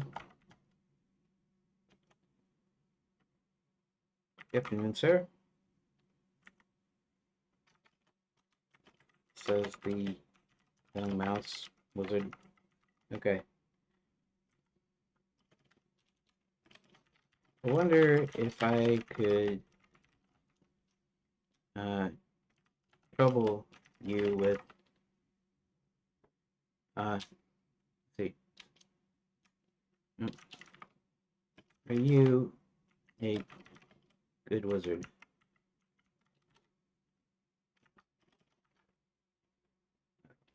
Well, I'm actually a tourist, but I was getting good with my magic wand until I lost it.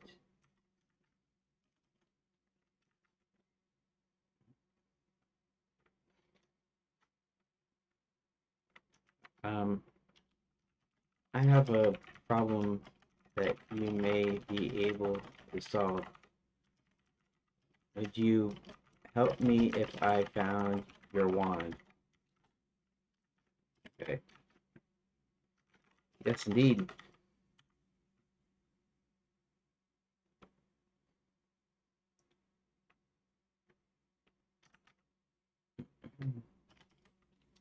With that, Hubert ran around, combed the grounds for the wand. Now, I know what you're saying. You can't pick up a wand, and that's true. But you can do everything in the location, in the room. In this case, a room will probably be the outside of Wizard U. So it includes all the grounds and everything. And you won't be going far because a lot of what it'll be saying is that there's a description, and then finally you spot the wand, you pick it up, and then you hand it back to the mouse. That way, um,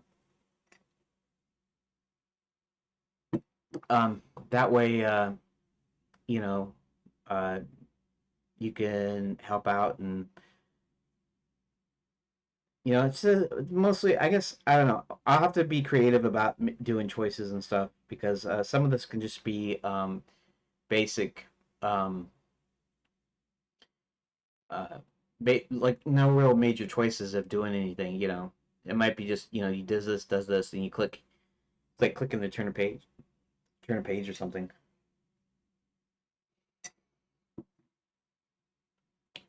Okay.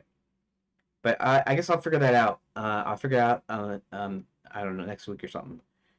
Uh, At last, he ended up back near the mouse's hole.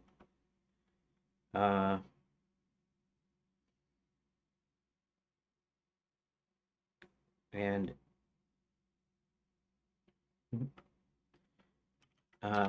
with empty hands. I have searched every bit of the grounds and found nothing of a wand. Where did you first see it last?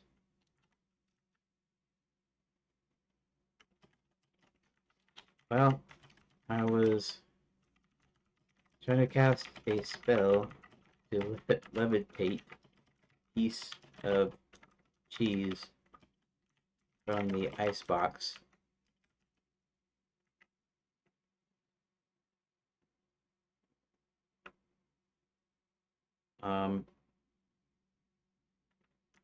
And I was thumbing through the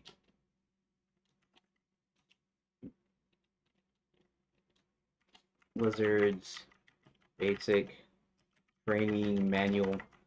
Oops.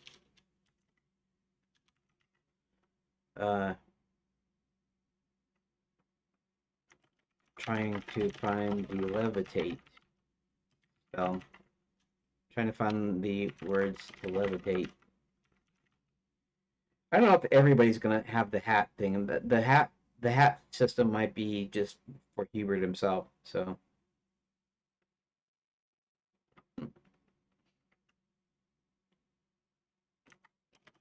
And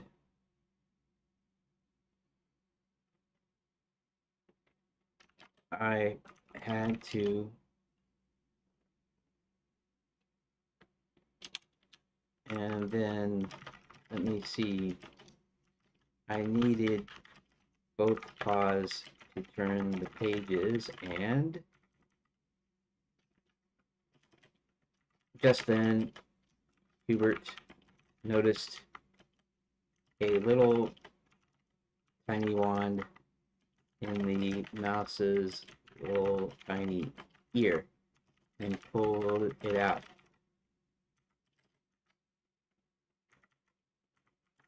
And put it behind your ear.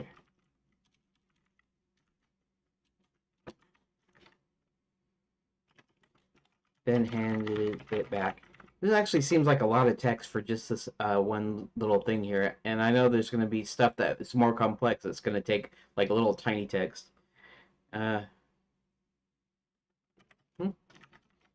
thank you, Sir Wizard. Now, what is it that you want? I need to get into the school here and find out why they closed it. Find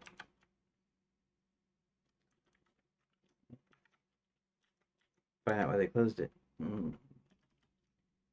Okay, let me look here and I'll find the spell. So with that, he went. Put that in quotes. I'm not really writing a book, so they're not going on different lines. That he went back into the hole, and a few minutes later, he said, this should do it. And then pointed the wand at him, said a few words, and just then Hubert shrank to the lizard mouse's size.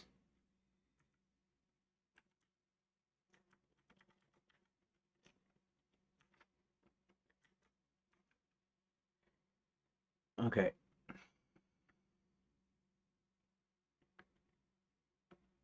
Um, is I doing paragraphs here?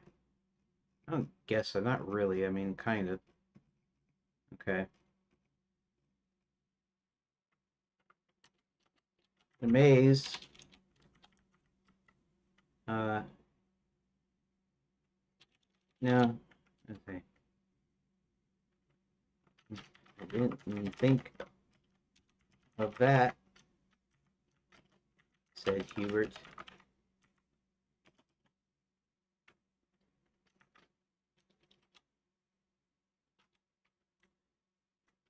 I didn't think of that, said Hubert. But now the only question is whether or not you can restore me to regular size.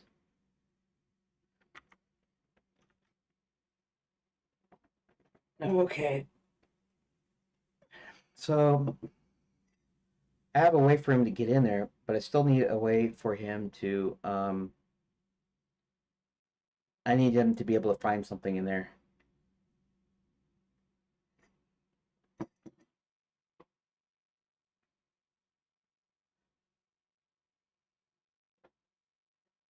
Um there isn't going to be any wizards in there. It was just straight up closed, but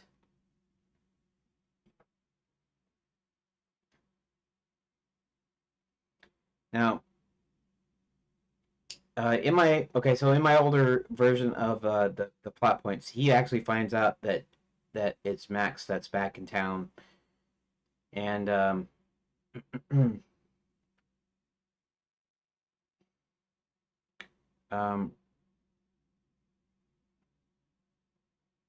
so he finds that out. But then later in another revision, another thing, when they rescue Princess Karen, she actually has some information about the plans and stuff. Maybe it's only about the plans though. Maybe in this portion, he's just finding out about that Max is back. Okay.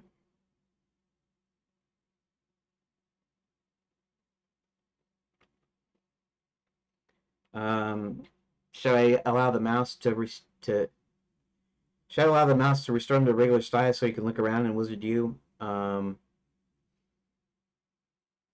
Or should there be something? I guess I should do that just for sake of brevity and getting this done as quick as possible. Okay. Yeah, but of course, I can just reverse the words.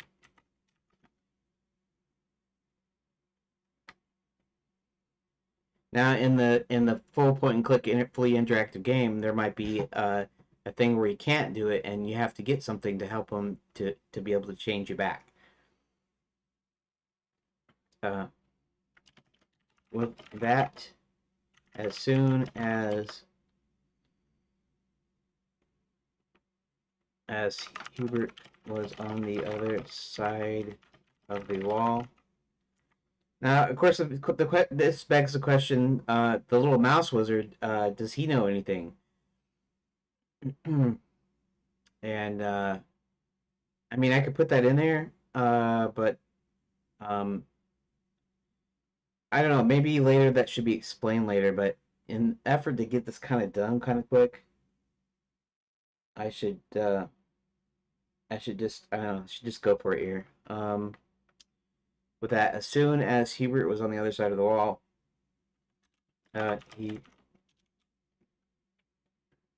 he restored his original size. While in Wizard U,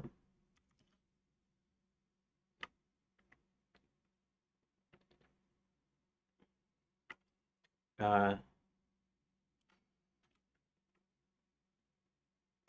Hubert went to the trophy case and noticed it was broken, uh, and one of the trophies, a quicksilver scepter, was missing.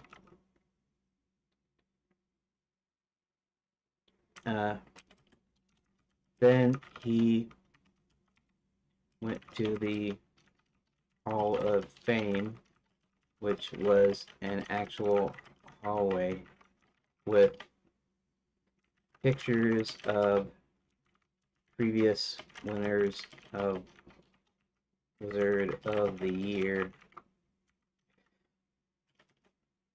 He noticed Max's picture was gone. So putting 2 and 2 together, he realized that Max had somehow came back into Enchanted Lands and closed everything and bought. Okay, okay, we'll just leave it at that. Okay, so he finds this information. Somehow he's back, and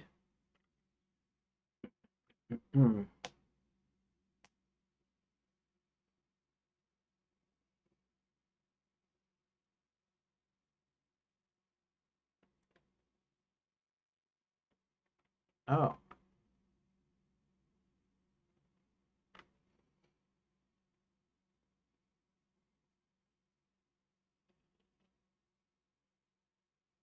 okay. Let's do a little another little thing that I just thought of.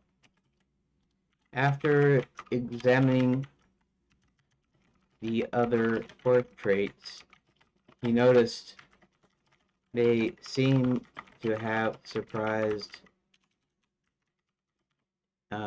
expressions, as if they had been trapped in the pictures.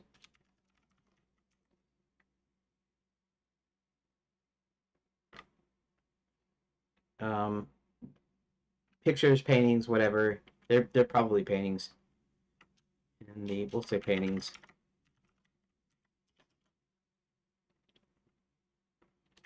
So he figured they closed it because Max had somehow trapped the wizards in their own Hall of Fame paintings. Okay. So this is just basic information. He's not actually getting anything. He is just getting information. Oh, right now. Okay.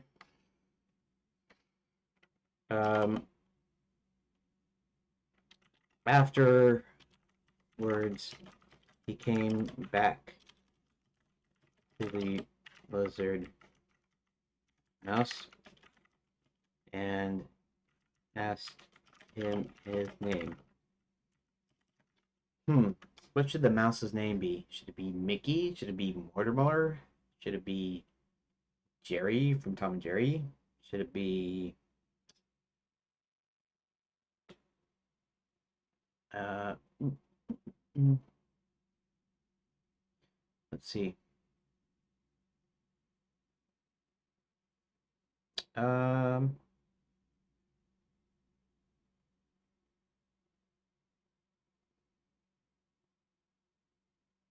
okay.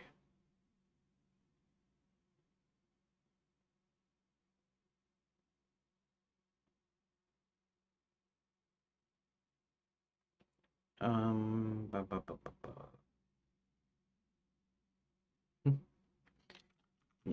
Keep it cheap. Yes, like that.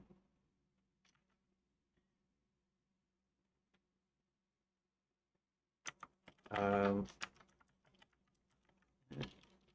that sounds like someone else I know.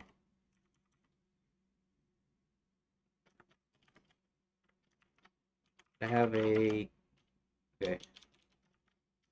I have a cousin in stop right there. We don't want to get in trouble. We don't want to get in legal trouble. Okay. Please turn me back once I'm outside again. With pleasure. And with that,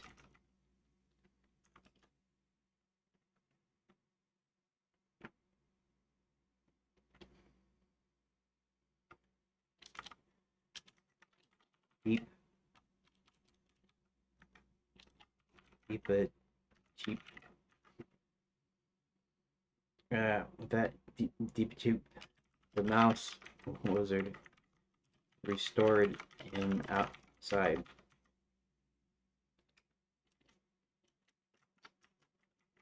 Just then, he decided, yeah, okay, so could there be something in there that he finds out about Fairy God College and how to get into Fairy God College? Uh, Decides to travel to Fairy God College.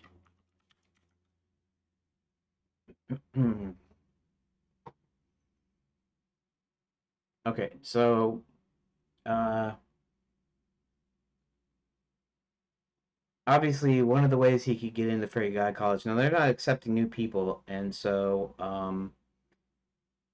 he's gonna have to find a different way to get in. But one of the methods could have been that he could have dressed up like a fairy godmother, uh,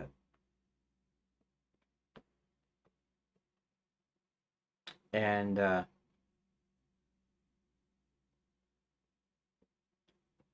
he could have snuck in that ways. But I didn't really want to do that sort of thing. They do that in a lot of movies, cartoons, and games and stuff, where they go and dress in a dress and stuff. I, I want to avoid some of that stuff just because of our day and age a little bit. So he's gonna have to find a different way into Fairy God College, and it's not gonna be easy like Wizard U. They actually have people in there. So and now what's her name is, I don't know if she'll be there, but he'll be able to see that she runs it. Um,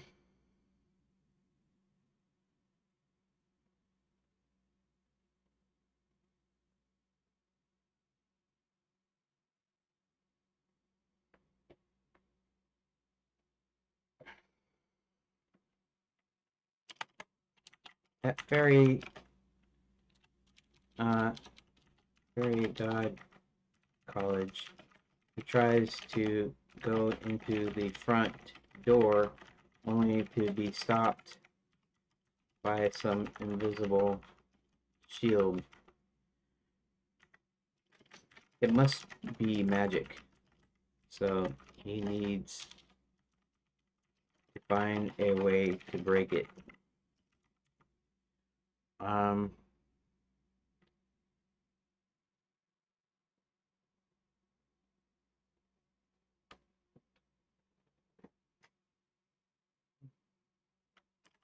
After going around to the back, he notices he can see a little into a window and notices.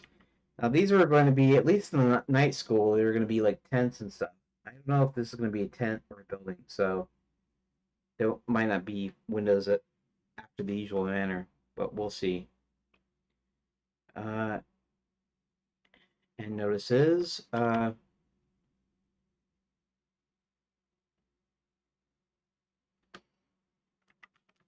several several old ladies attempting to jump astride their brooms, and most not making it with a most ungraceful landing. Okay.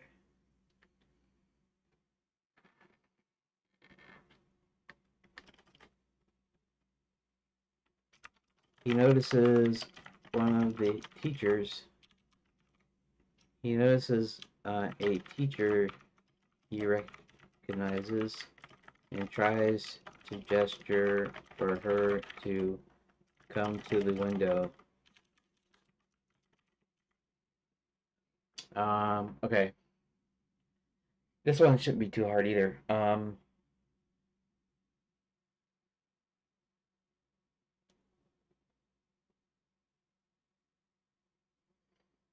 I was gonna have a thing where he like throws a rock up at the window, and the one that pops out was an old flame that he had. But I think I'm just gonna do this. Tries to gesture for her to come to the window. Um, while looking around, she quickly and quietly runs to the window and opens it a little way. Hubert, you shouldn't be here. I'm starting to get the idea. What's going on? All the uh, little old ladies who wished to become fairy godmothers uh, are now forced to learning to be witches. Evil witches? I'll say evil witches. Evil witches. Forced by whom?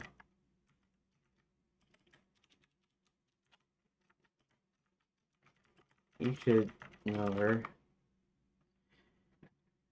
Uh, he doesn't know who it is, though, who's running that. Uh,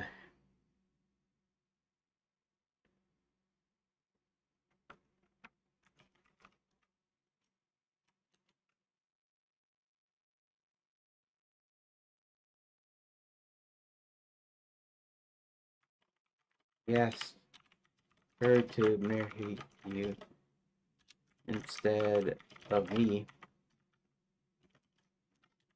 Violet? It's here? Okay, maybe Violet was banished at some point. I don't know if I ever did that, or if she's new since then, but we'll just assume right now that she was banished. Yes, and she's taken over the school, putting these poor little old ladies through the ringer. Something about an army. I don't know how they would fit in, though, since I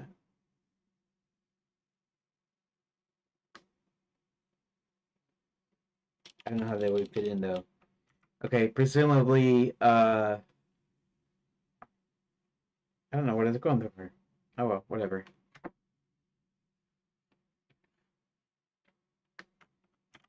Hmm.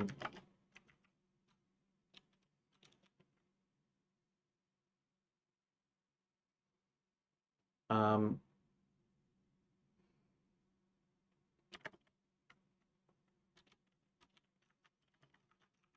you stay put. I need to figure some things out.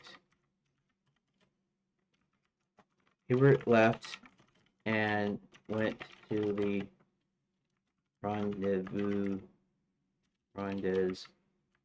point. Let's do something. Control F. Rendezvous. And let's find it.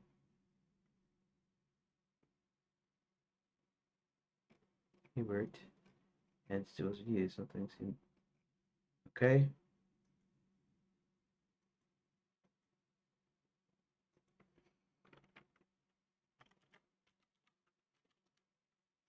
They just so happens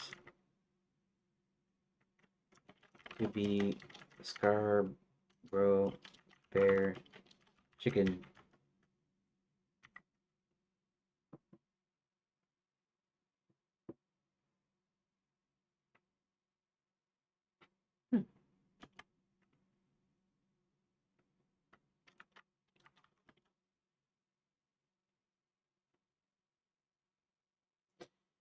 No, we do chicken right. Remember that's the old KFC slogan.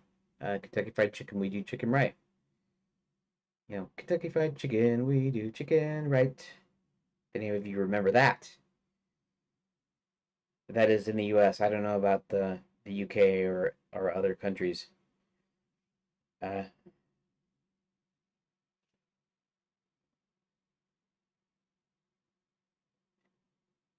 we do we do chicken right.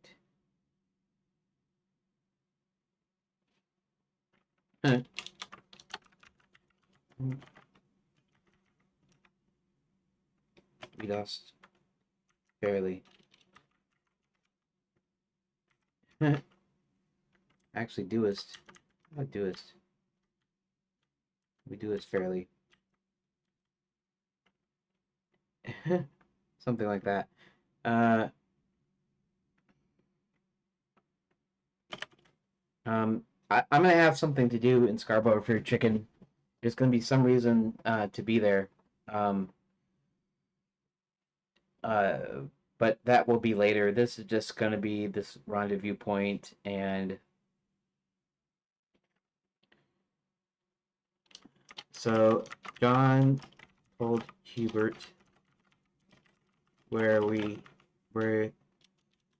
they need to start looking for Karen.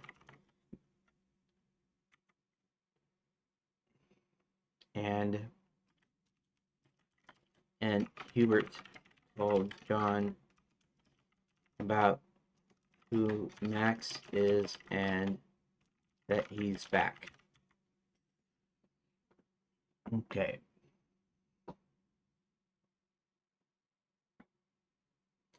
So now 3:36, huh? Okay, so now we got some information here. Okay, so now they're going to have to go to the Grand Enchanted Landian, and then they're going to have to figure out a way. I wonder if I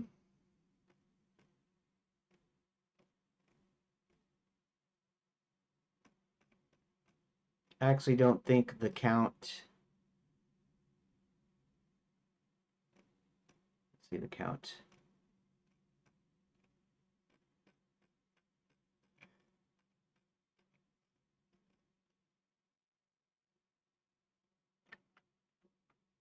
Um,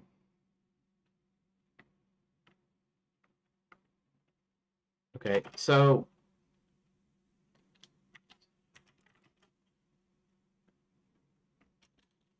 they need to go. They need to go to okay.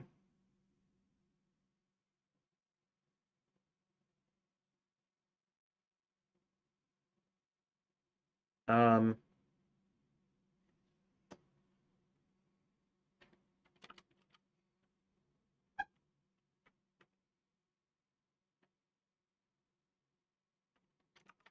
Hubert decides he needs to call an old friend.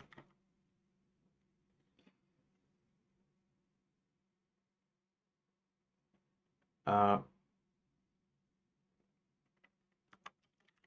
Find the nearest mirror he puts in a call. And what appears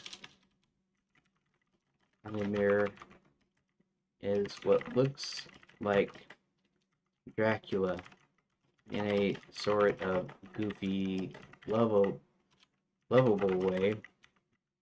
Um,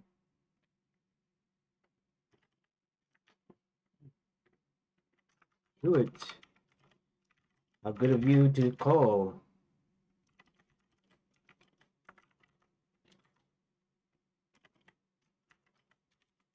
We haven't talked in ages. What's going on? Hubert then proceeded to tell him the whole story about the kidnapping and about Max coming back.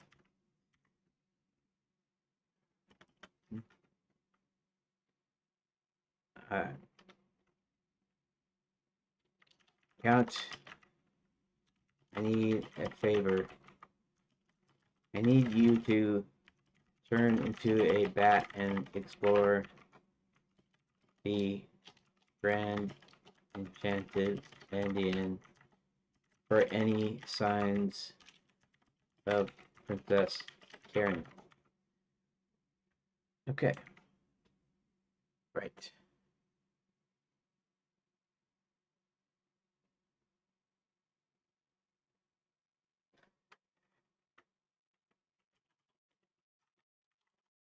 Anything for you, my old friend. Okay. With that, the Count did indeed turn into a bat.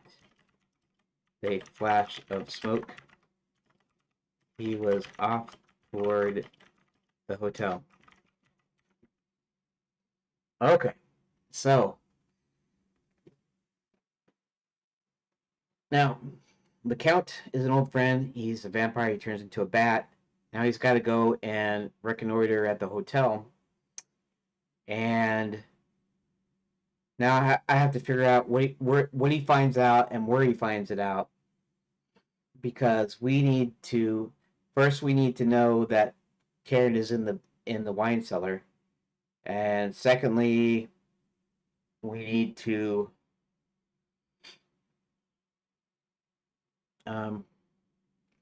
here, let's go up here to one of the notes. Yeah,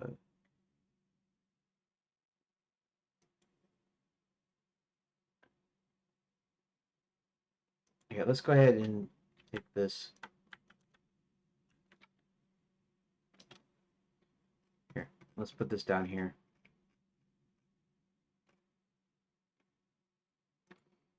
Here, we'll do that here.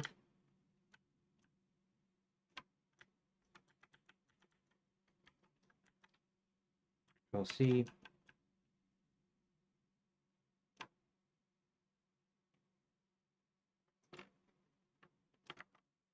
That. Okay.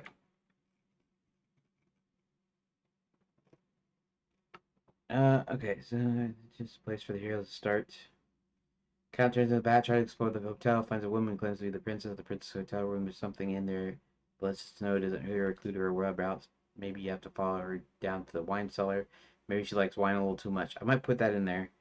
Okay. Flying around the windows, he notices one. Let's see. A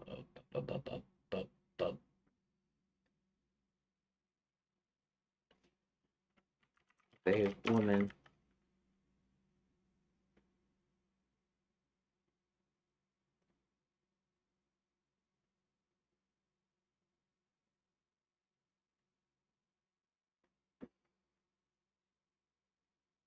Okay.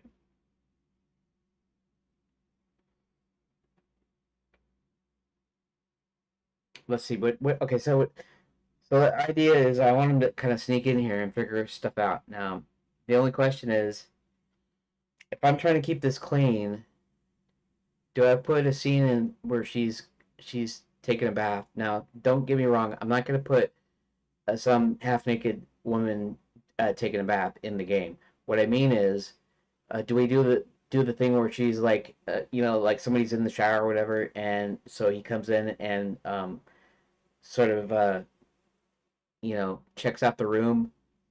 Now you can't pick anything up. He can only observe whatever is there because he's got a limited amount of things he can do as a bat. So do we say that she's in the bath and he's in the room checking things out? Do it like that. One with the woman, dressed in what appears to be royal garb. Okay, so presumably that could be the princess. And I don't think he knows what the princess looks like. I don't think we did that. Um, Hubert might know about Princess Karen because he actually helps run the resort, so he might know a few things.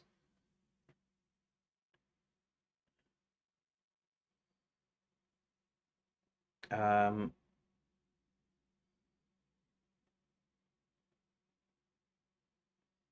let's see.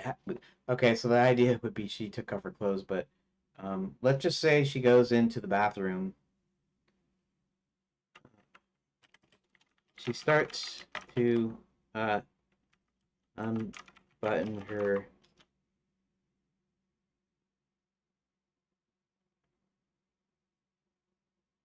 blouse, her dress.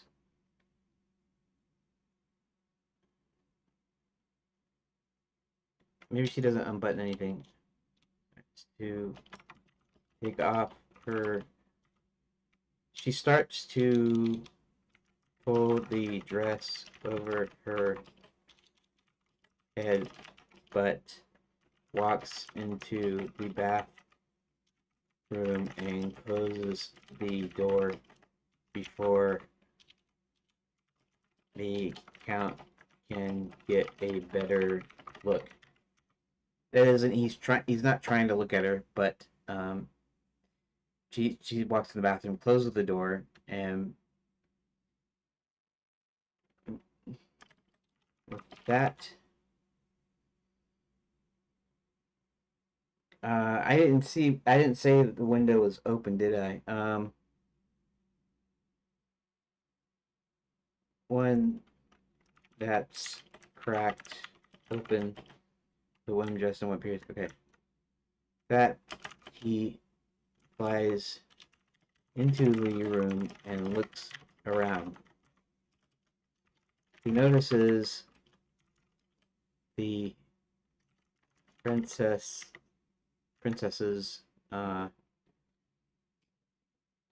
hotel tickets, but something doesn't seem right.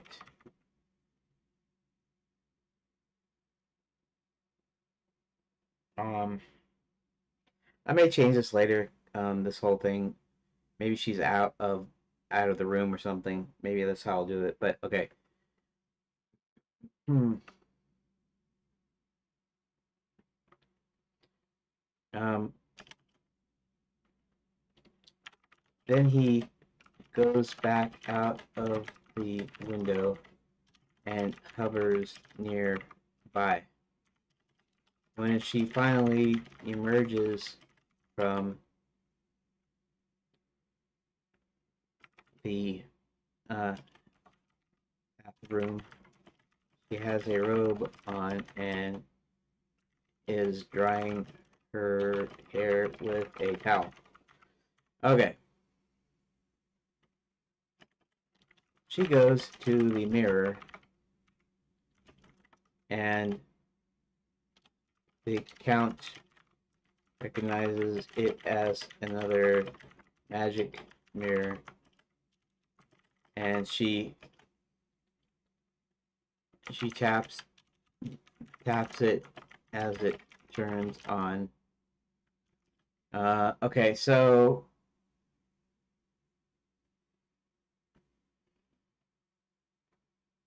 who's she? Okay, this is gonna be a two-way magic mirror, and she's gonna be calling somebody that's gonna clue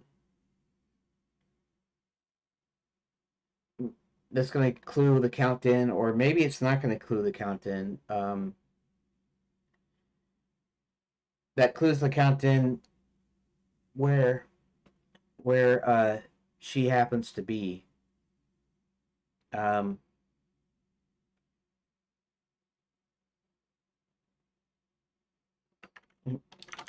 another another unknown woman appears, and they start to chat.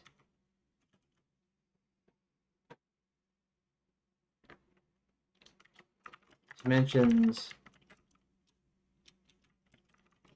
she likes wine, and let's see. How do we do this? How do we clue in? How do we clue in the player, or whoever's reading this?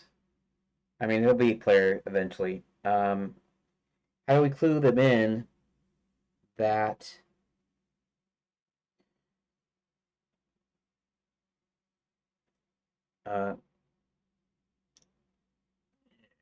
I don't know. I'm not sure what I want to do here yet. We want to clue the player in, or at least we want to clue the count in, to the fact that she's in the wine cellar.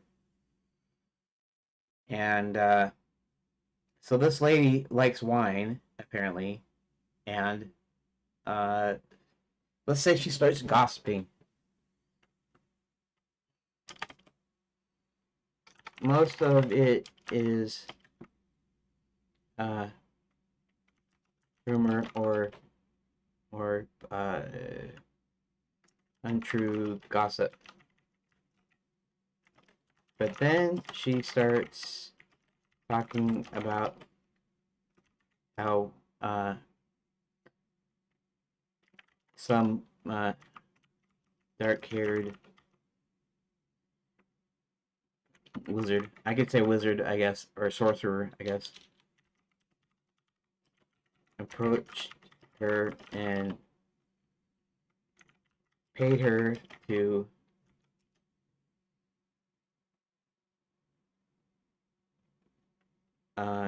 use the princess's room.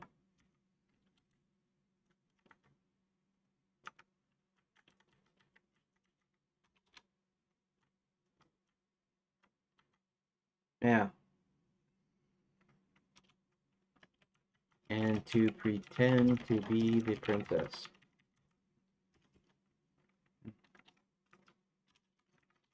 They don't think I know, but I've seen where they're keeping the real princess.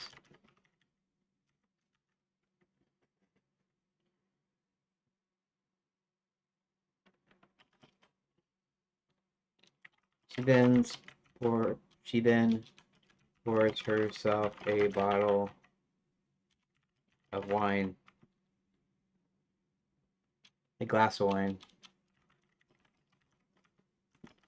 from a bottle that seems to be almost empty. Okay.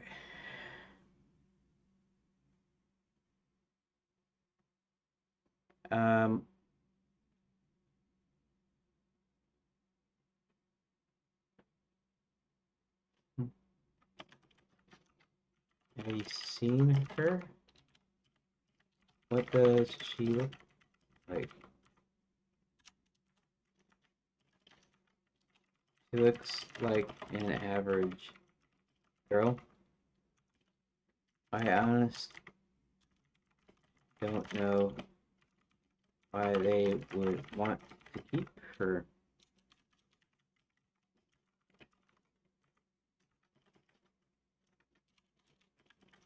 In any case, I'm having fun.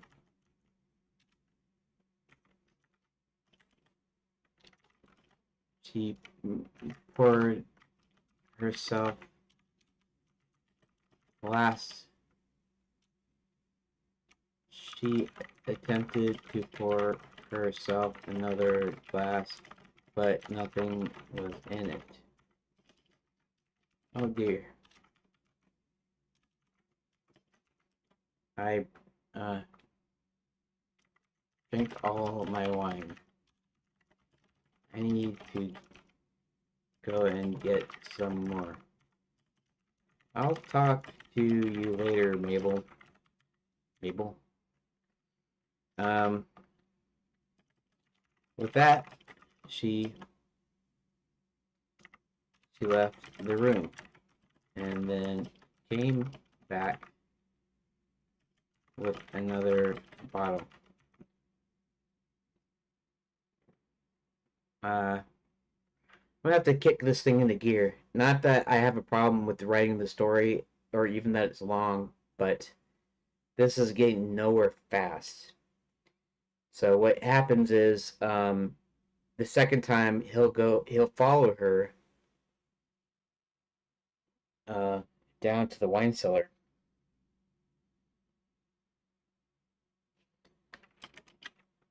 Not wanting to have to wait until she finished all of the new bottle, he flew it in and knocked the bottle over, causing all the wine to spill. Oh dear. But oh poo. I don't know if that's the thing. Not poo like poop, just oh poo like I screwed up kind of thing. Like oh darn. Uh,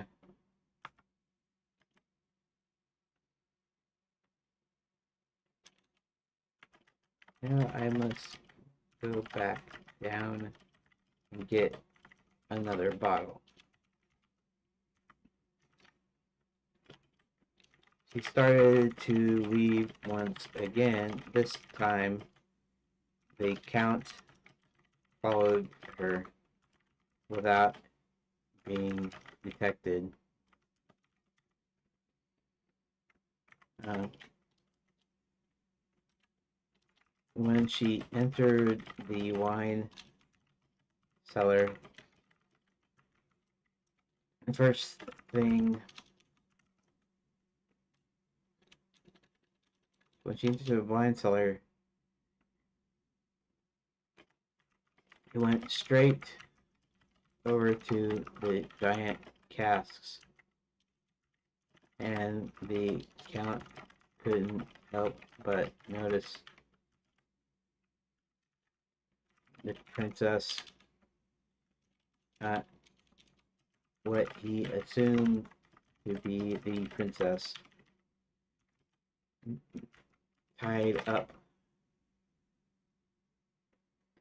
to a wine cask. Okay, still don't know how they're gonna get her out, but we're getting close. We're getting good here.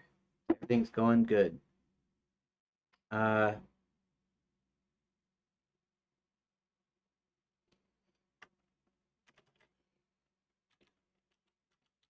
the Count returned later to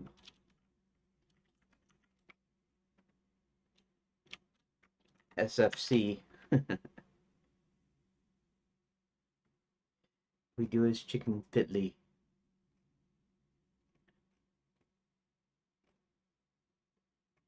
Oh, it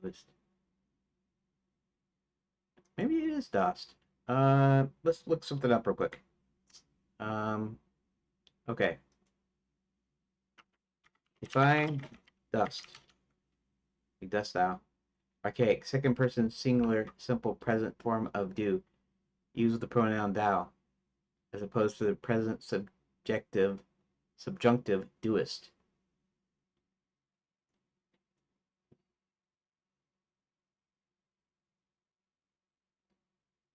Doest. Uh,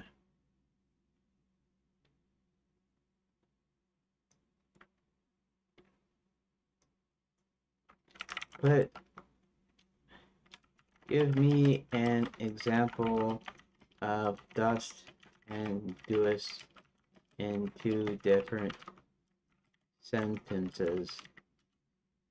If the AI can do that.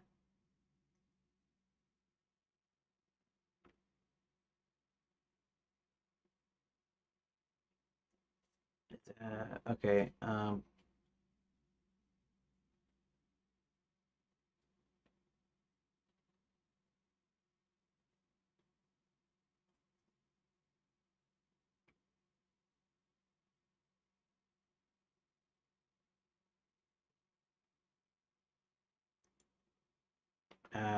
But can you use both spellings in a sentence? I guess. Spellings or whatever. Two different sentences, dust and doest. Note that doest is an even more archaic form of verb. Yeah. Thou dost write a beautiful program, and thy friend doest sing a lovely melody. In this sentence, dust is used the phrase thou dost, means you do, while doest is in the phrase thy friend doest, which means your friend does.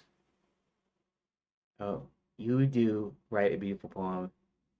Your friend does sing a lovely melody. I got. Okay.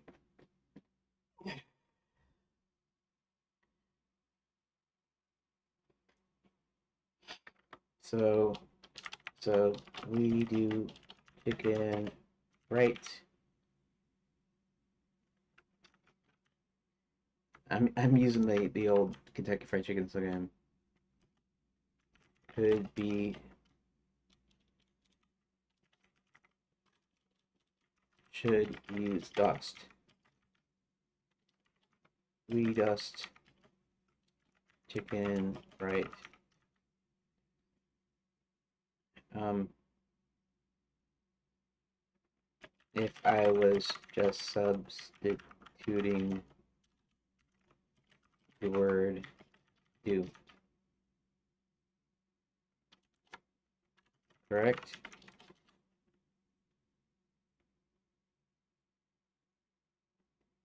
If you were to substitute do with dust in a sentence, we do chicken right, the correct substitution would be we dust chicken. However, it's worth noting that dust is typically used with archaic second person rather than the modern first person. Okay. Um, right. I know. Um, yeah, but thou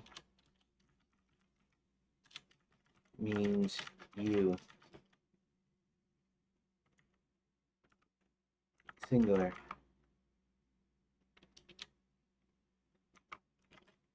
What about for we plural? I mean, I don't have to do it exactly correct anyways. It's just a funny thing here.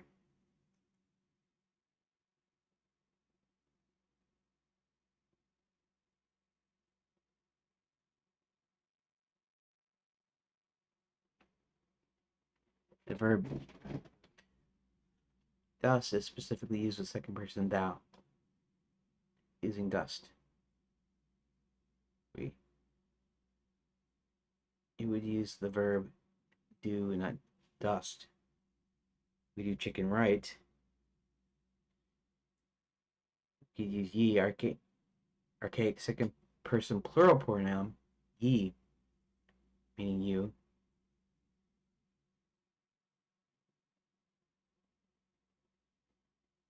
General dust.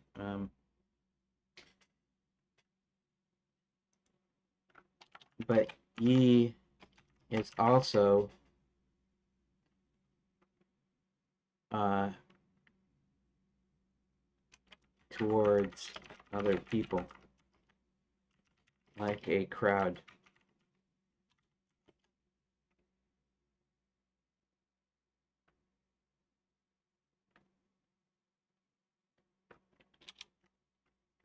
We is not. I didn't even know what you call that. What you call we versus you. I is singular.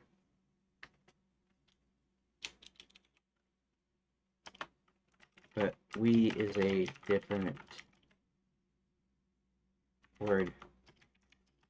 In fact, what do you call I versus we in modern English? What kind of word is it?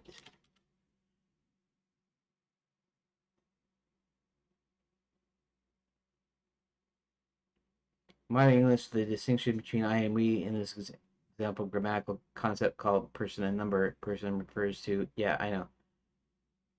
First person refers to themselves. I, we. Second person, you, ye. Third person refers to something else. Okay. Subject to singular, one, or plural, more than one.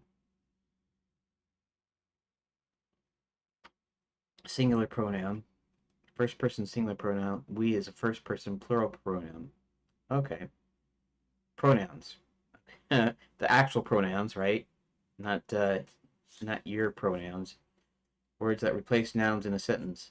Specifically, they are personal pronouns, which refer to a person or people involved in the conversation. Okay. First person singular, first person plural. Okay. So ye would be second person plural. Correct?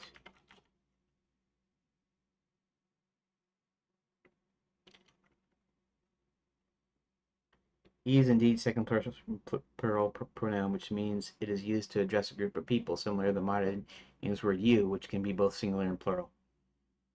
Early modern English, he was used in object form of the second person plural pronoun, while you was used in subjective form. For example, ye are my friends. I see ye. However, modern English has become standard both subject and object. Ye is mostly used for literary or poetic context to convey a sense of antiquity, formality. Okay.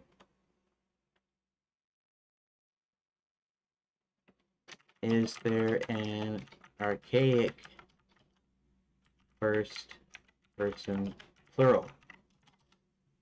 Maybe it is just we.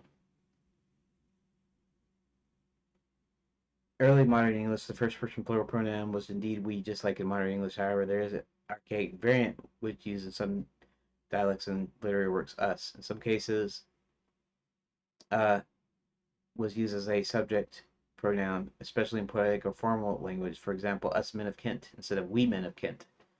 However, this usage is now mostly considered archaic and not commonly used in modern English. Another archaic first person plural pronoun is we, which is used in some Scottish and Northern English dialects. For example, we'll gang to the kirk. We'll go to the church instead of we'll go to the church.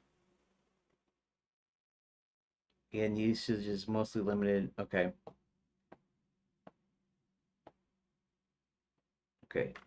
So basically, I don't know how good the Brave AI is, but want an archaic form of we do chicken right, as if it was written in Shakespeare's time. See what it comes up. If thou seekest an archaic version of the phrase we do chicken right, as if it were written in Shakespeare's time, here's a possible rendition. We doth make good chicken. Using the archaic third person singular verb ending, F, with the first person plural subject we. Well, it's not entirely grammatically correct. The we do chicken right is not grammatically correct either. We make chicken right well. In the adverb well to convey the sense of right. Rarely we do chicken all right. All right. Using the verb right to mean correctly or properly. However, if thou desires some more poetic formal tone, you could try we in sooth do dress the fowl with skill. The phrase in sooth to mean indeed or truly, and dress the fowl to mean prepare the chicken. Methinks we do prepare the chicken with great care. Using the phrase methinks to mean it seems to me, prepare to mean cook or make ready.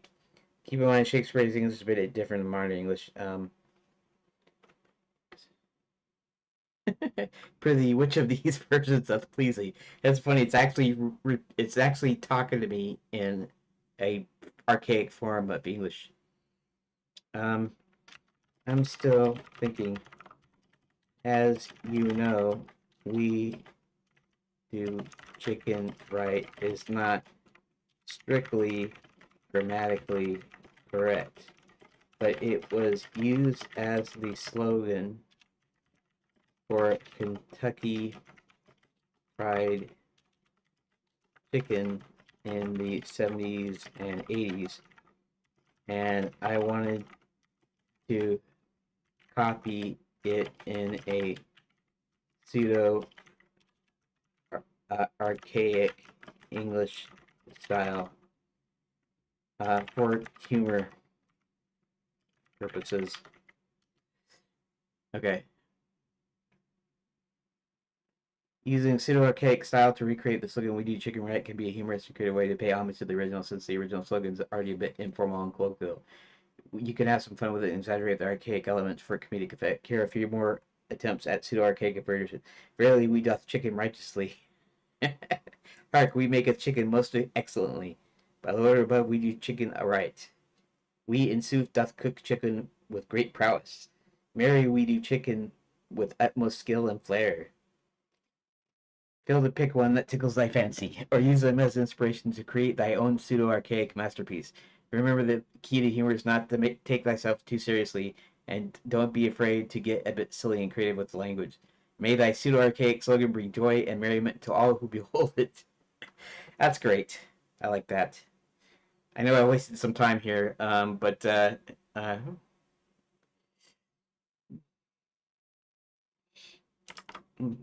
uh, one I came up with, um, I use chicken we dust fairly. Um, Although fairly might not be a strong enough word.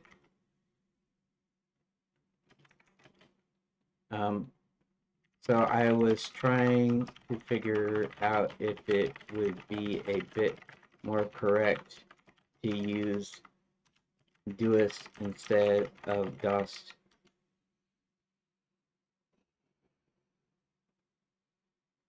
I think attempt at pseudo-archaic slogan is a great one. Using dost instead of do is a good start, as it evokes a sense of antiquity and formality. However, as we discussed earlier, dost tip is typically used as a second-person singular pronoun thou, while doth is used for a third-person singular pronoun he, she, it. With a first-person plural pronoun we, the correct archaic verb form would indeed be doth, not dust. We doth chicken fairly. Use the most we could try chicken we doth we doth fairly. But I must say, dust doesn't sound too bad in this context. It's not uncommon for pseudo language to be used in a way that's not strictly grammatically correct. As for the word fairly, thou art right. I think it's hilarious. It's talking to me. I have my desktop on, right? Yes. Okay. That's actually uh it's actually talking to me in a pseudo old English kind of thing. Uh, is a great one. Using DOS. However, we just okay. I must say DOS doesn't sound too bad in this context. Non-common. Okay. As for the word fairly, thou art right that it might not be strong enough to convey the intended meaning. Thou couldst try using the word righteously, excellently, or with great skill to add emphasis to the slogan. We doth chicken righteously. I think righteously might actually be good. I mean, the word is right anyways, but we're trying to do here. Yeah, fairly is not really strong enough. How about righteously? We doth. Okay, let's try doth. Okay, and now let's do another. And it's just, I mean, I could go into Grok, I could go into ChatGPT, but let's see. Define the word doth and use it in sentence. Now, this tab won't have anything to do with the other tab. I just want to see what it comes up here. Tense third person singular of the verb do is primarily used in formal product. That's unauthorized casting.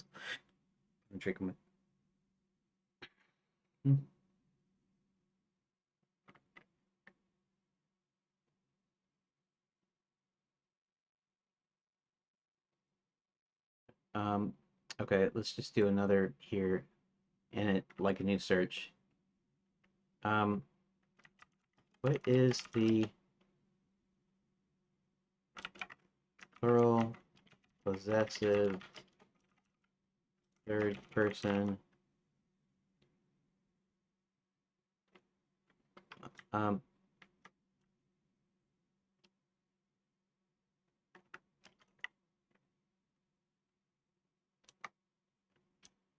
uh what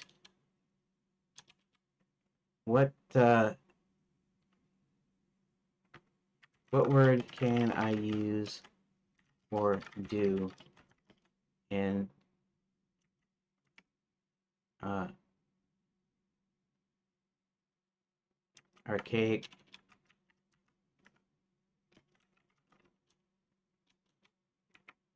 pseudo archaic English? No. Um what word can I use for do in archaic English form that works with the word we? The plural third person we. I don't know why I kind of do this trying to get like the perfect here, and it should be perfect. It's meant to be a joke, so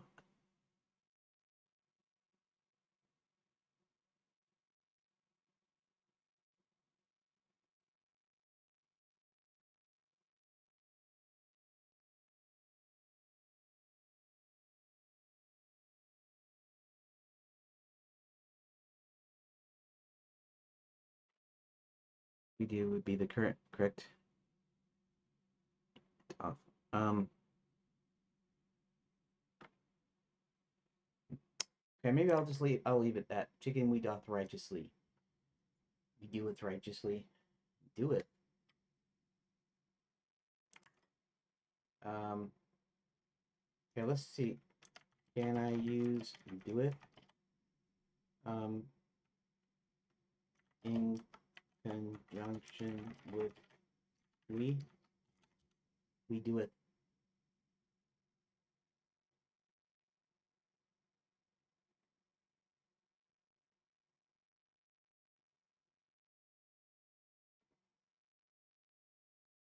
Huh.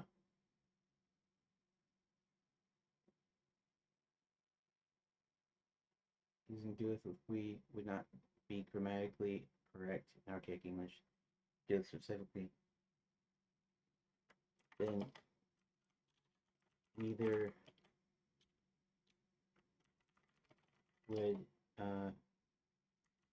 doth,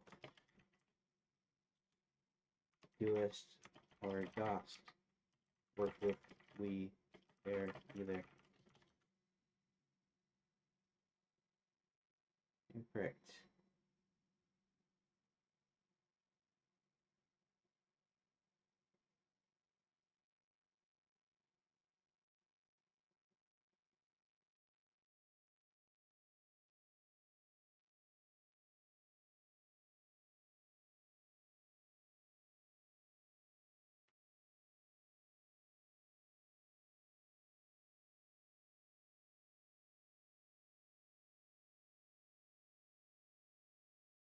Oh, I is first person.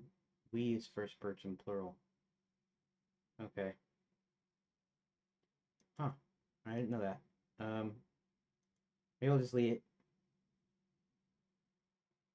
Chicken we doth righteously. So I'll just leave it like that. It's just a joke, anyways. Why am I account return later to FCC to uh, bring back the news? Well, boys, it looks like our beloved Princess Karen of Verdance. I don't know if I should be Verdant is the right spelling, right? So Verdant is would be the right spelling for my realm name. Well, boys, looks like our beloved Princess Karen of Verdance is actually tied to a wine cast in the cellar of the Grand Enchanted Landian. I don't know how to, I don't know how to do my best Dracula impression, but of the Grand Enchanted Landian.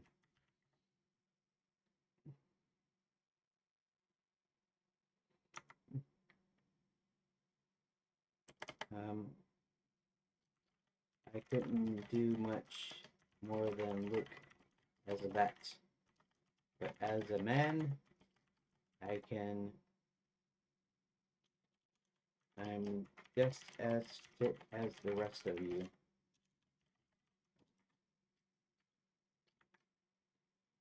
Okay, so it looks like we're coming towards the midpoint. The midpoint is actually when they rescue the princess. And okay, uh 420. If I hadn't taken that little shortcut though, I would have had more time to actually get to this point. Because now we got to mount a rescue and we got to figure out how to do that.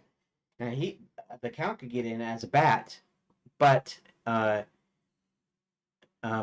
far as the hotel goes, the hotel is technically open, I guess you might say. In other words, you can go in, you can go to the lobby, but you can't get a room there. They won't let you get a room there. And so, and they won't let you wander about the place. So the only thing you can go, the only place you can go is in the lobby. So now I have to come up with a way of, uh, uh, um, we need a plan. Okay. Why don't we just bust in there and go down and free her? Exclaimed John. I guess I'm doing this all kind of first person-y. Exclaims John. Uh,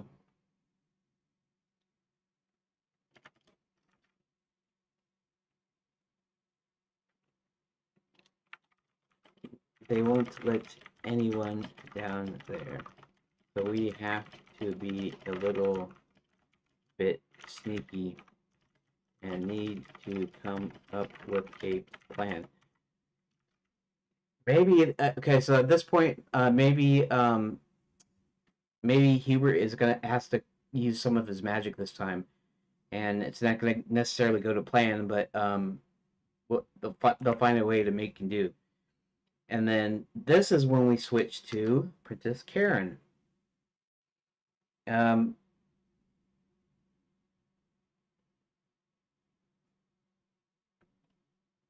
Now, okay, so we can do this a couple of ways here. One way is we can start it right where she is there in the wine cellar and start her adventure from there, or we could do like a sort of like a flashback and um, where we see Barty kidnap her from her perspective because she ends up seeing him, and so I don't really know in this. Uh, I don't really know in the story how you do that.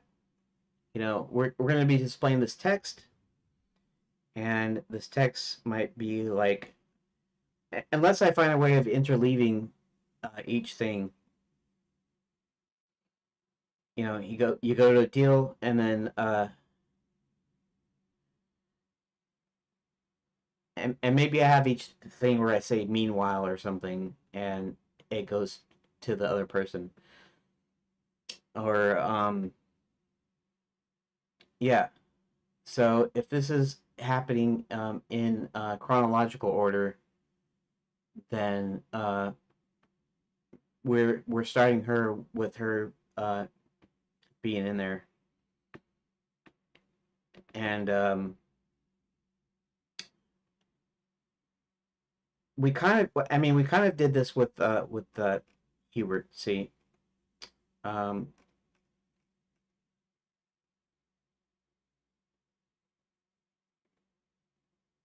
uh,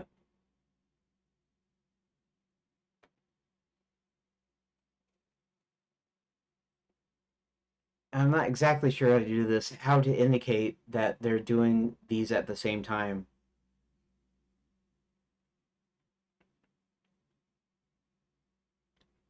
Hmm.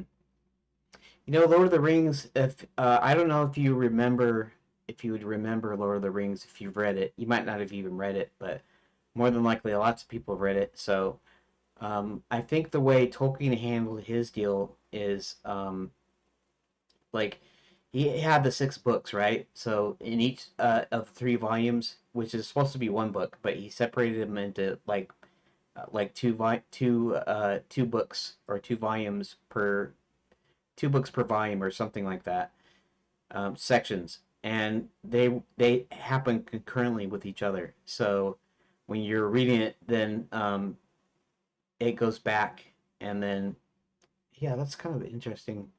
Let me check something here. I know I'm just on webcam right now, but let me check something here in the browser real quick. I guess it's about time for me to quit, but we'll check out this last thing here. That's mind map. I still might do mind maps here in the future, but that's not really important right now. Okay, so I guess I'll just ask the AI so we can pull up some something to get to go on here because I want just some general quick, like you go to Wikipedia just to get some quick info. I noticed in Lord of the Rings that each book has in 3 printed volumes. There were 2 books or sections in each. We're gonna do that, and we're gonna ask the officially composed of 6 books, even though it is published in 3 volumes. Each volume contains 2 books, okay, which are right. East, the War of the Ring, the end of the Third Age. Um, while Fellowship, while Fellowship's 2 books seem to be in chronological order, i.e., taking the e.g. I guess taking the we don't need e.g. or I or anything. Taking the ring to Rivendell, and then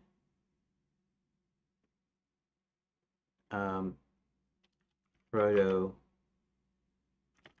Sam, Merry, and Pippin. Uh,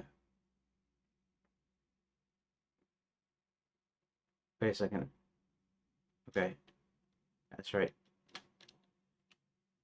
Taking the ring to Rivendell, and then the Fellowship um, going to I forget now. I forget where they go. Uh,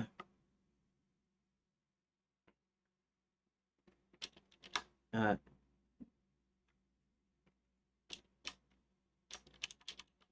Starting to go towards Mount Doom. Uh, the other 2 volumes seem to run their books concurrently.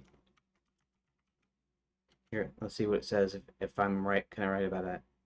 Now, it's a key aspect of Tolkien's narrative structure. While the Fellowship of the Rings two books allow follow chronological order of the two volumes, the Two Towers and Return of the King enjoy a concurrent storytelling approach.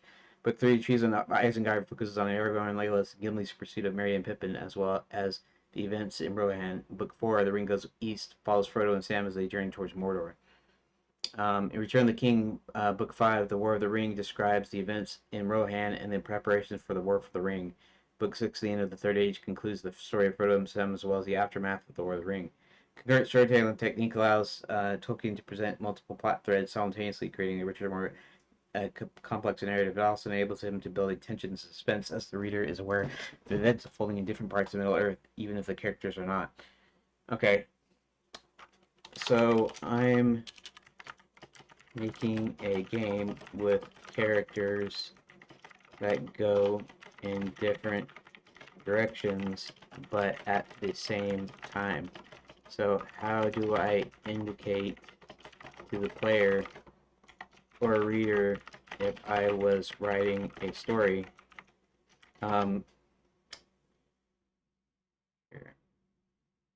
just give me a quick second. Um, oh, I didn't record any of this. Oh man, I'll have to figure something out. I mean, it's not like uh um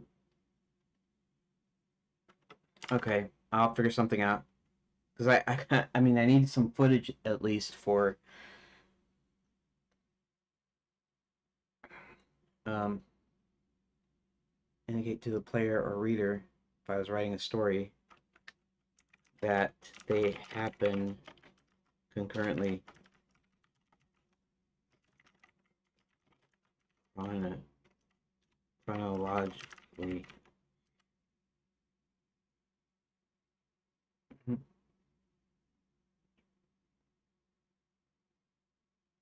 Um, to convey the events are happening concurrently, you can use various techniques to help the player or reader understand the timeline. Here are some suggestions. Split screen or multiple windows display multiple scenes or gameplay areas simultaneously, allowing the player to see what's happening in different locations at the same time. Time indicators using clocks, timers, or calendars to show the events folding in parallel. Character sync points create moments where the characters' storylines intersect or overlap, making it clear that their experiences are happening concurrently. Environmental clues include environmental details such as changing weather, time of day, or seasonal changes to hint past time current events. Narrative summaries provide periodic summaries or recaps of each character's progress, helping the player keep track of the concurrent storylines.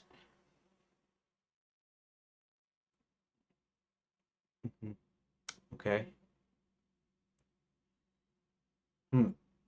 This is one way I can do it. I mean, I'm just mostly showing through text, right? So let's see what it says about written story because that's I'm still doing text here. Clear section and chapter headings use headings that indicate location, character, or time period and describe, making it clear when the narrative is switching between current concurrent storylines. Transition connections use transitional phrases or sentences to connect the different storylines, such as meanwhile, in location, or as character was doing something, other characters doing something else. Timestamps or dates, including dates, times, or time periods, help the reader understand when the events are happening in relation to each other. Character interactions, interacting and communicating with each other, even if they're in different locations, emphasize the concurrent nature of the storylines. Authorial asides use narrative asides or footnotes to provide context, clarify the timeline, helping the reader understand the relationship between the concurrent events. Establish a clear timeline. Define the overall timeline in your game and story, including key events and milestones, to help keep track of concurrent storylines. Use consistent formatting. Establish a consistent format for presenting concurrent events, making it easier for the player or reader to follow the narrative.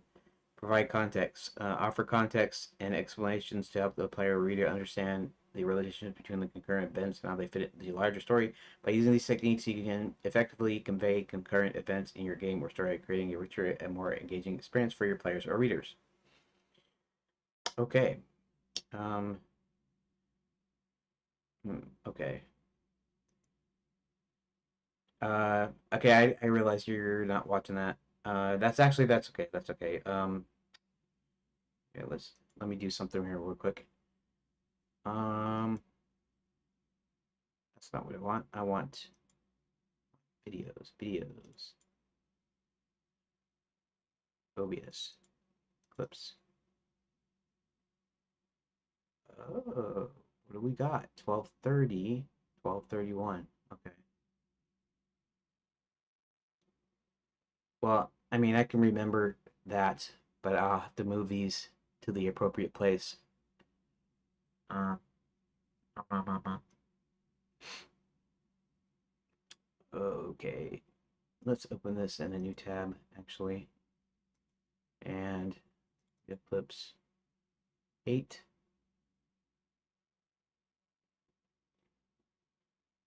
Okay.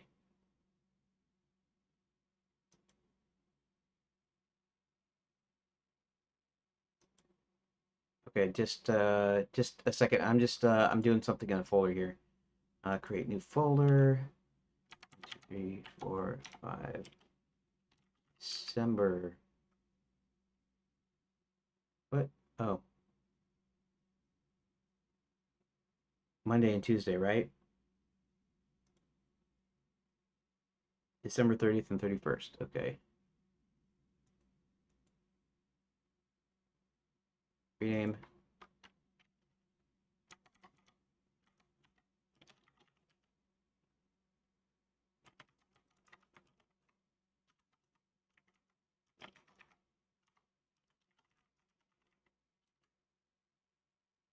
Okay.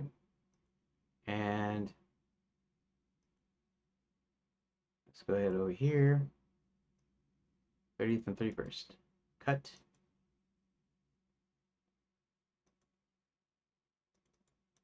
Paste. Okay, that can move over there. That's fine. And then, not too bad. I mean, not too slow or whatever.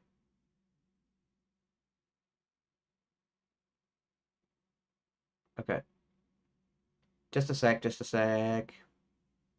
And actually, if anybody is still watching or listening, you can probably pack it in now because I'm about ready to be done here. I'm gonna actually record something that kind of goes over my story briefly. Um, well, actually, maybe I shouldn't. Maybe I should just let it go tomorrow and just do a recap tomorrow because tomorrow I'm still going to be working on the story here. Shoot, I might be working on the story next week. I'm trying. I'm trying. I want to get it done, but okay. You know what? Yeah, let's just.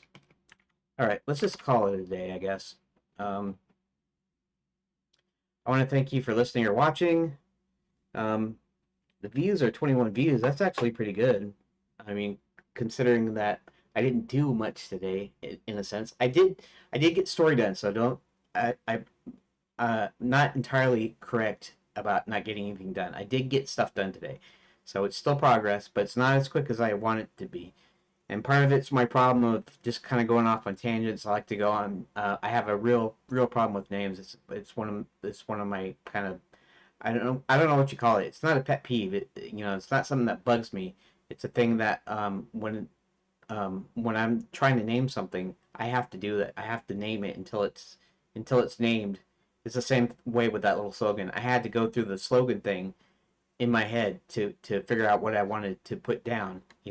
Even though it's meant to be a joke and it shouldn't be taken seriously. I did want it to be kind of correct, but none of it is that correct because there's no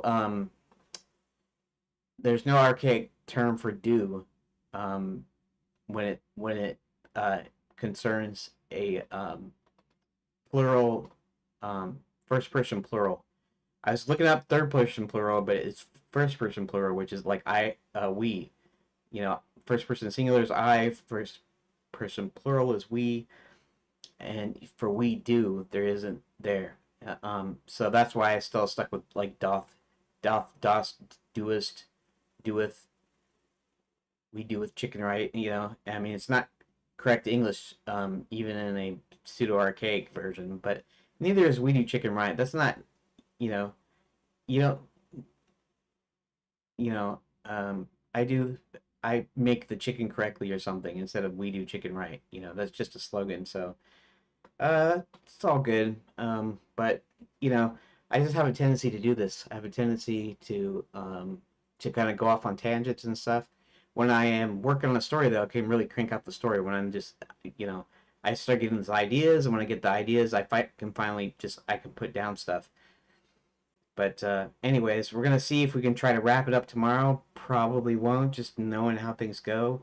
I'm gonna try anyways, and not only that, but I may try to do it after hours too. I may try to work on the story, and I'll just let you know how the story went afterwards.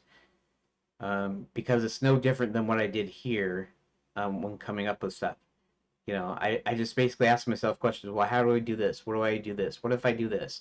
And then sometimes I just kind of make stuff up. It's like the little mouse wizard thing was not a thing that I really thought through. I had to come up with something. So I said, oh, there's a mouse wizard. Oh, he has to get in there. Oh, he's got to do this and this. And um, you know, I was thinking about doing a thing where the mouse wizard couldn't grow him back to regular size after changing him.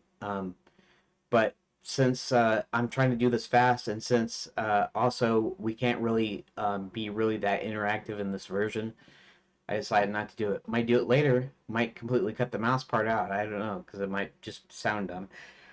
But in any case, I had to come up with something, and tomorrow I'm going to try really, really hard to finish up, even if it means rushing things and not explaining a lot of stuff and all that, because this is just supposed to be kind of a first pass kind of deal. This first phase is not supposed to be very long. It's supposed to be a few pages, a few decisions, and to tell you a story, and then I can go on to the next phase. Anyways, thanks for watching, and I'll see you tomorrow, hopefully, if nothing goes wrong or if nothing gets in the way.